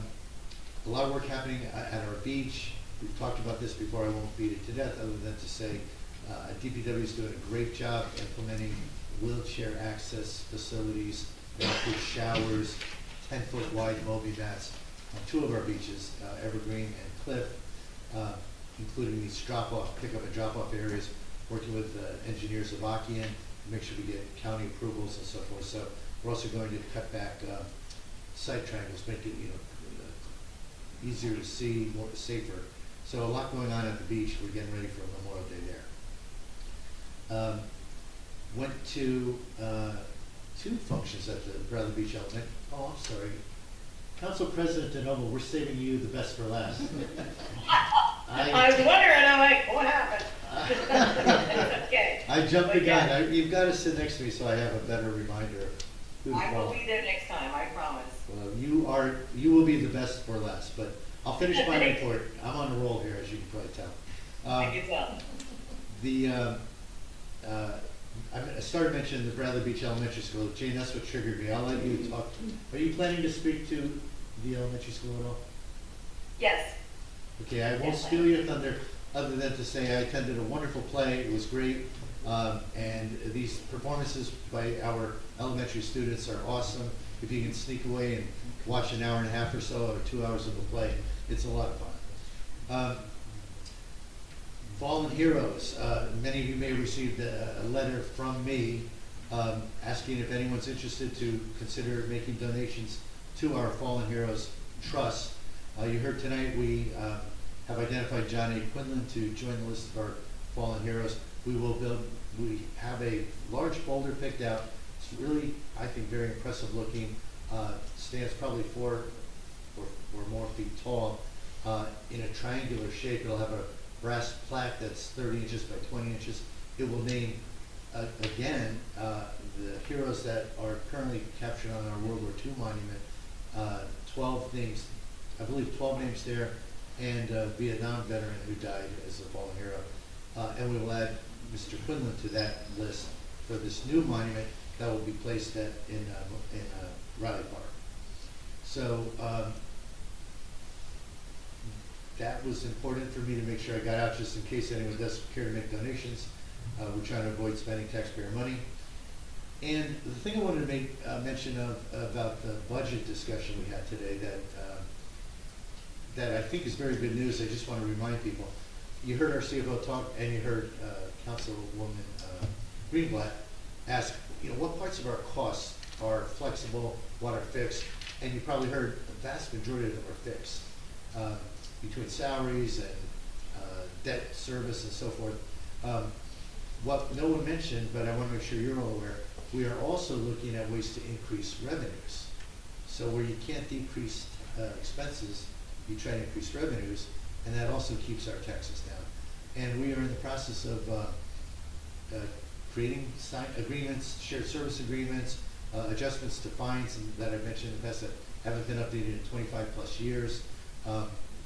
All in right now, we estimate that in a full year, that'll generate another $300,000. Well, we've already signed up for that'll generate another 300,000 of revenue, which is roughly 4% of your taxes. So if we were to look at next year starting out at a 3% tax increase, this new revenue could offset that increase completely, as an example. So just want you to know we are all working diligently to make sure that we manage your taxes as effectively as we can, and we do have some good revenue lined up in the future. And with that said, I have now saved Council President Jane DeNoble for last. I promise I'll be brief. We'll be at this meeting tomorrow night, next week, April 22nd. So I'll cover that then. The Shade Tree Commission had a meeting on April 2nd. They had a few applications. People are removing trees, but they're planting trees, so that's good news. Arbor Day is coming up, so mark your calendar. April 25th, 4 p.m. The 8th grade graduating class is invited to help plant some blueberries bushes in Pollinator Point, which is located on 2nd Avenue and Beach Avenue. So please attend. Their fall planting will be probably in September. They're going to not do the spring one because a lot of times trees are not happy after they're planted with the dry summers. So they're focusing more in the fall. Their current fund balance is $14,736. And speaking of the school, one of our favorite classes, the 3rd grade classes, I will be going there and giving them a tour of the trees on the school property. I do that every year. I work with Jen, the art teacher, and then they get inspired and do artwork, and they also know how to identify trees after we're done, so I give them a volunteer sticker so they can spread the love of trees. Tourism, they had their meeting today. They approved their bills list, and they also discussed upcoming events, which includes Earth Day. I gotta get back to this. And let's see, hold on, stand by. I was multitasking, which never works. Amy Hall, where did it go? Here we go. It will be, mark your calendars for this one, because it's a great event. It's their 5th anniversary of doing the Green Fair. May 4th, it's a Sunday in Riley Park from 12 to 4 p.m. The event has over 35 arts and crafts, environmental vendors. There'll be food and live music with a local Grateful Dead cover band called the Grateful Men. This year's event showcases the Monmouth County Park System's interactive Nature on the Move, a live beehive with Ray, the beekeeper, crafts for the kids, a book swap, and even a bubble garden. So please mark your calendar. The trust fund is approximately $72,000 currently. And I believe that covers everything. And I just want to say thanks to everybody. You know, I lost my mom 2 weeks ago, and you know it's tough. But I had so many people, the residents, the employees, the volunteers, come together and just send me so many well wishes that I just want to say thank you. We are so blessed to live in a beautiful town with beautiful people, and I appreciate everyone, and thank you. Thank you, Council President. Okay, we will move on to item 14 on the agenda, which is public comments and questions about anything you want. Yes. This was my very first meeting ever. Wow. Welcome. That gets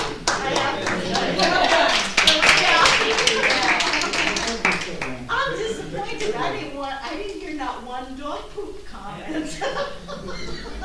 I'm joking. Come back. Thank you. That's not news that it's different here than it is on Facebook. Because that's where you read about dog food. There you go. Any other public comments? Yes, what's that? Yes, Rick Kaplan, 409 Brinley. I wanted to offer my high praise for the 3 council members who handled the restaurant votes the way that they did. It is refreshing, and these days often we're the exception and the rule, to see government recognize people who do things the right way and hold to task those who need to do better. So excellent job on that. That said, something else that I have bit my tongue very hard on for years now, since the church thing first went down, I'm sorry I have to unload. I think this prohibition against the mayor and council members participating in the discussion and vote on something that is within X hundred feet of their house is absolutely idiotic. I didn't understand when the church thing first broke. I want John Weber to be part of the process. There's no conflict of interest. Hang on. There's no conflict of interest for me. I know he lives there. We all know he lives there.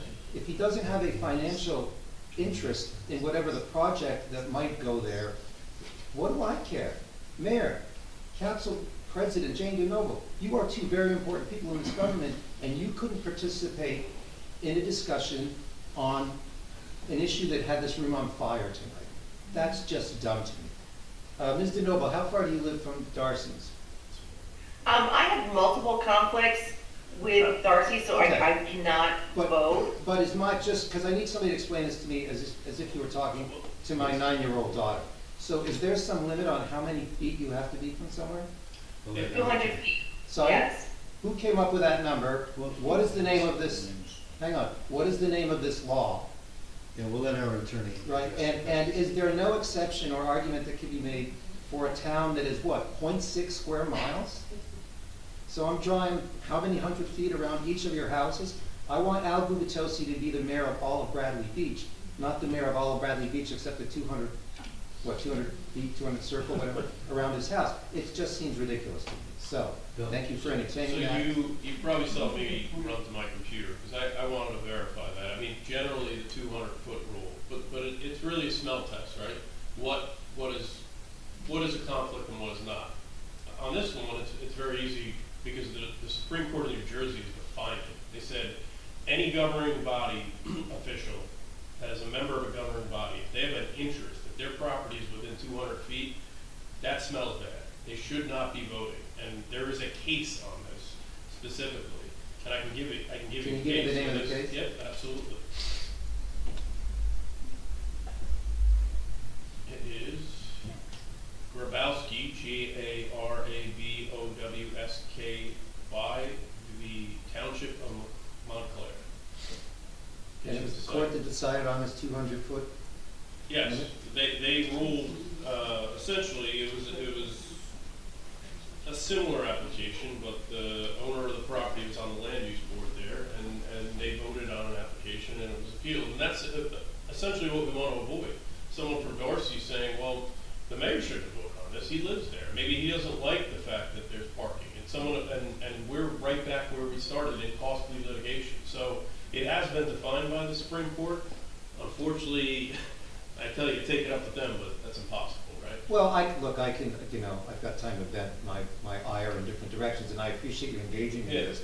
I just don't understand why I should care where Al Gubitosi lives. I know where he lives, right? Why are you taking from the voters the ability to sort of process, okay, I get that the mayor lives, however, so does the mayor want something bad to happen to the Darcy's property because he lives close by? You No. understand, it's very counterintuitive to me. Did John Weber want to put a bordello or a gambling den in the basement of what used to be the church because he lives right next door? No, I mean, I'm not saying I agree with the rule, but let me just. Anyway, I've taken up everyone's time. No, I Thank you think for- it's I'll be quick too. It's a good, exactly what I just said, and I think you're right to question it. Someone standing in the back from Darcy's says, well, the mayor voted that way because he doesn't want, say it was loud music. He doesn't want loud music, and that's why he's voting that way, and that's exactly what they could say. So you're saying it one way and you're right, but from the other side, they could easily say, no, he's a conflict. That's what they're trying to avoid. And for the record, this happens all the time on the land use board as well. I haven't had it happen as often except for Councilman Weber with church over the past few years. But part of the challenge, even though we all want to voice our opinions one way or the other, part of the challenge is what our attorney just said.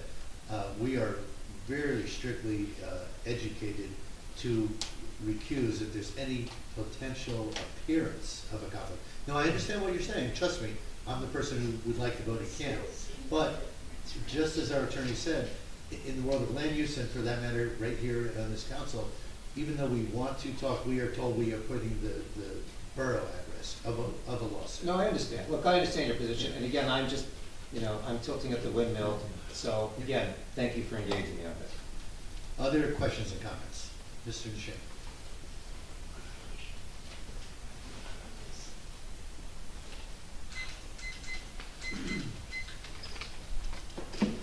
Paul Champion, 411 and a half Lorraine Avenue.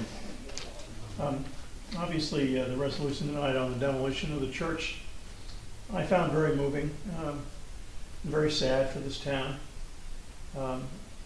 We're losing something that we shouldn't have lost. That would have been a terrific asset for this town, and it shouldn't have cost the taxpayers much money at all. I'm not going to dwell on ancient history, but we got a bad deal of this when it was turned into a political issue, and we had a administration which in many ways really failed this town. Anyway, there was mention of an auction, and that auction in fact is going to be both online and live. I think the viewing starts on April 23rd, and the online auction I think starts up soon after that. The live auction is on April 30th at 1 p.m. And I encourage people to take part in this auction, and preferably to come in and see it live, even if you don't bid on anything. It's a last chance to see the sanctuary of the church and the large shepherd's hall that adjoins it. Unfortunately, the borough is not going to allow people to see the rest of the building. But those two rooms are the largest rooms in Bradley Beach. Historically, they were always the center of this town, and they're going to be gone by Memorial Day. The auction itself, the items, many of them have been removed by a bidder who originally had a deal with the former administration and started to remove some of the stained glass windows. And also, many of them, the stained glass windows have not been removed. There's a very short window of time between the auction and May 12th for bidders who actually bid on these stained glass windows that are still in place to actually have them removed. And this is posing a problem. The original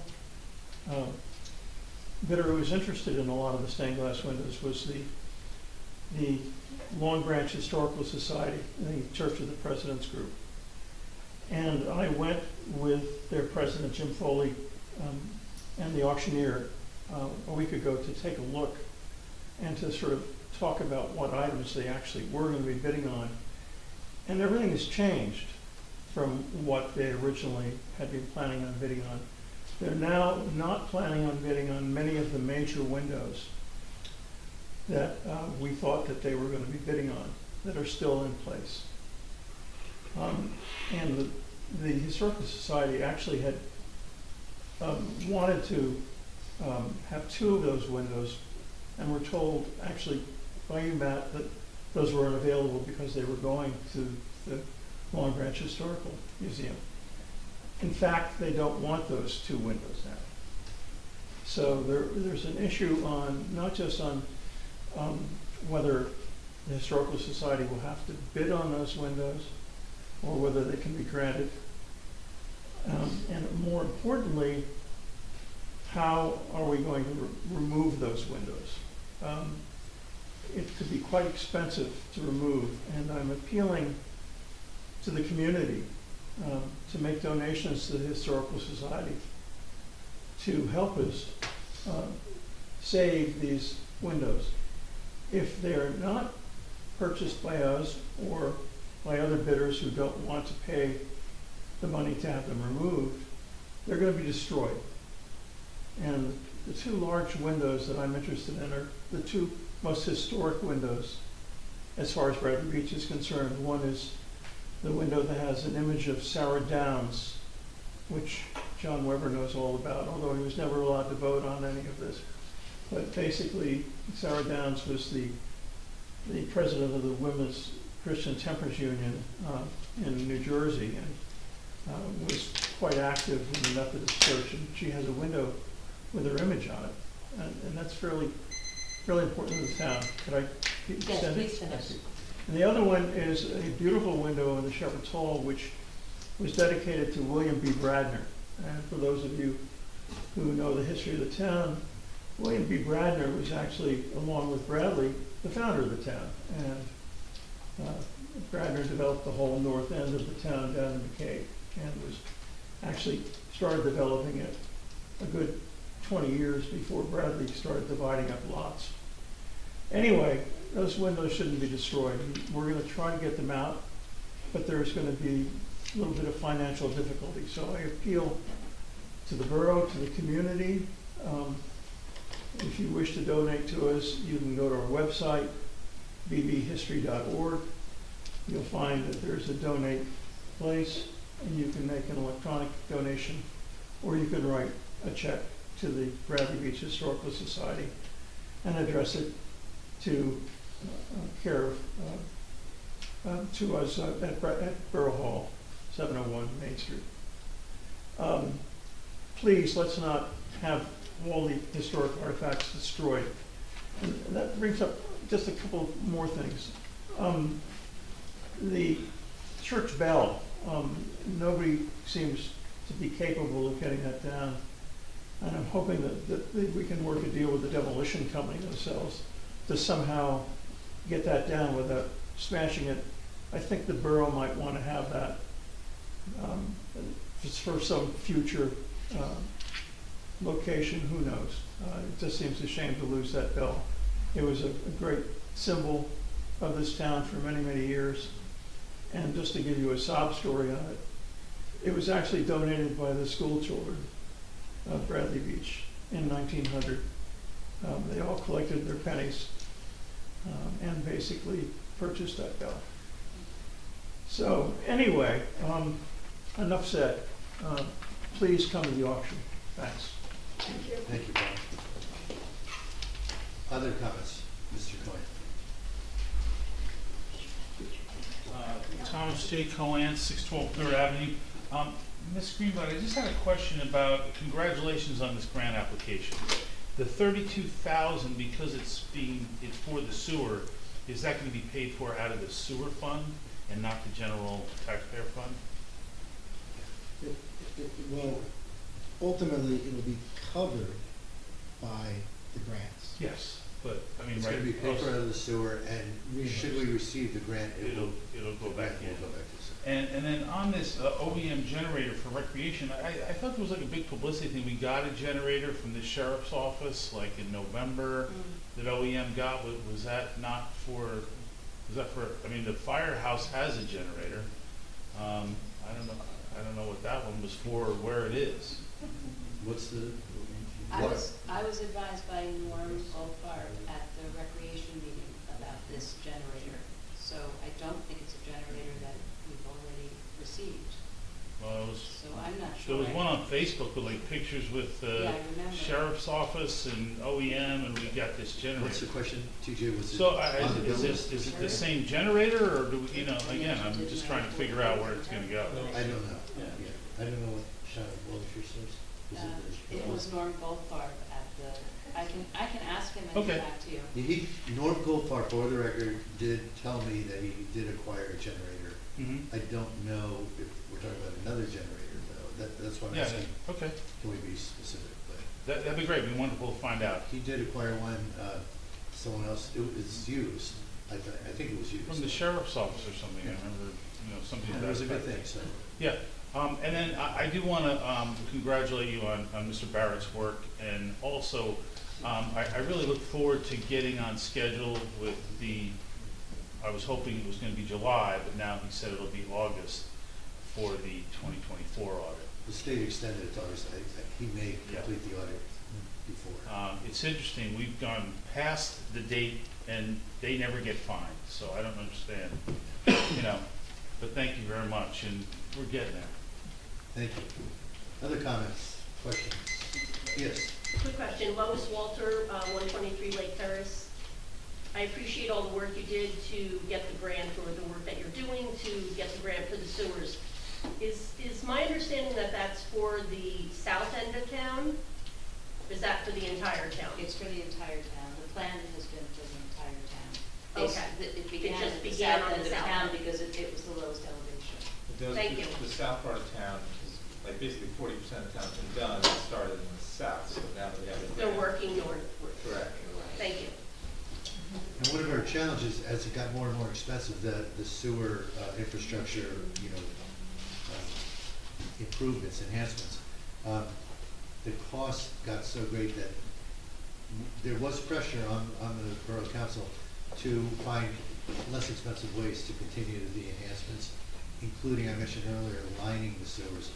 And we are unanimously in agreement that we're not going to line anywhere. We're going to continue to replace these 100-year-old terracotta pipes. Perfect, thank you. Any other comments, questions? Anyone on Zoom? Seeing no hands, I will close public comment. There is no executive session scheduled for this evening, so with that, I will make a motion to adjourn. All in favor? Yes. Aye. I need adjourn.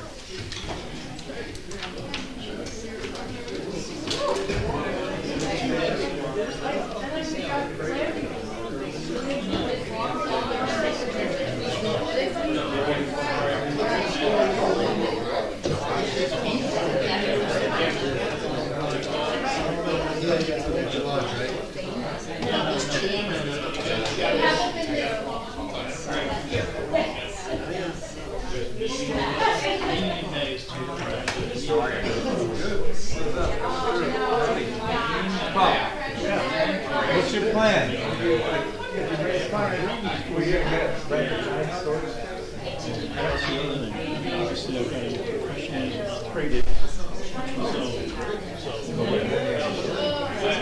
They break down the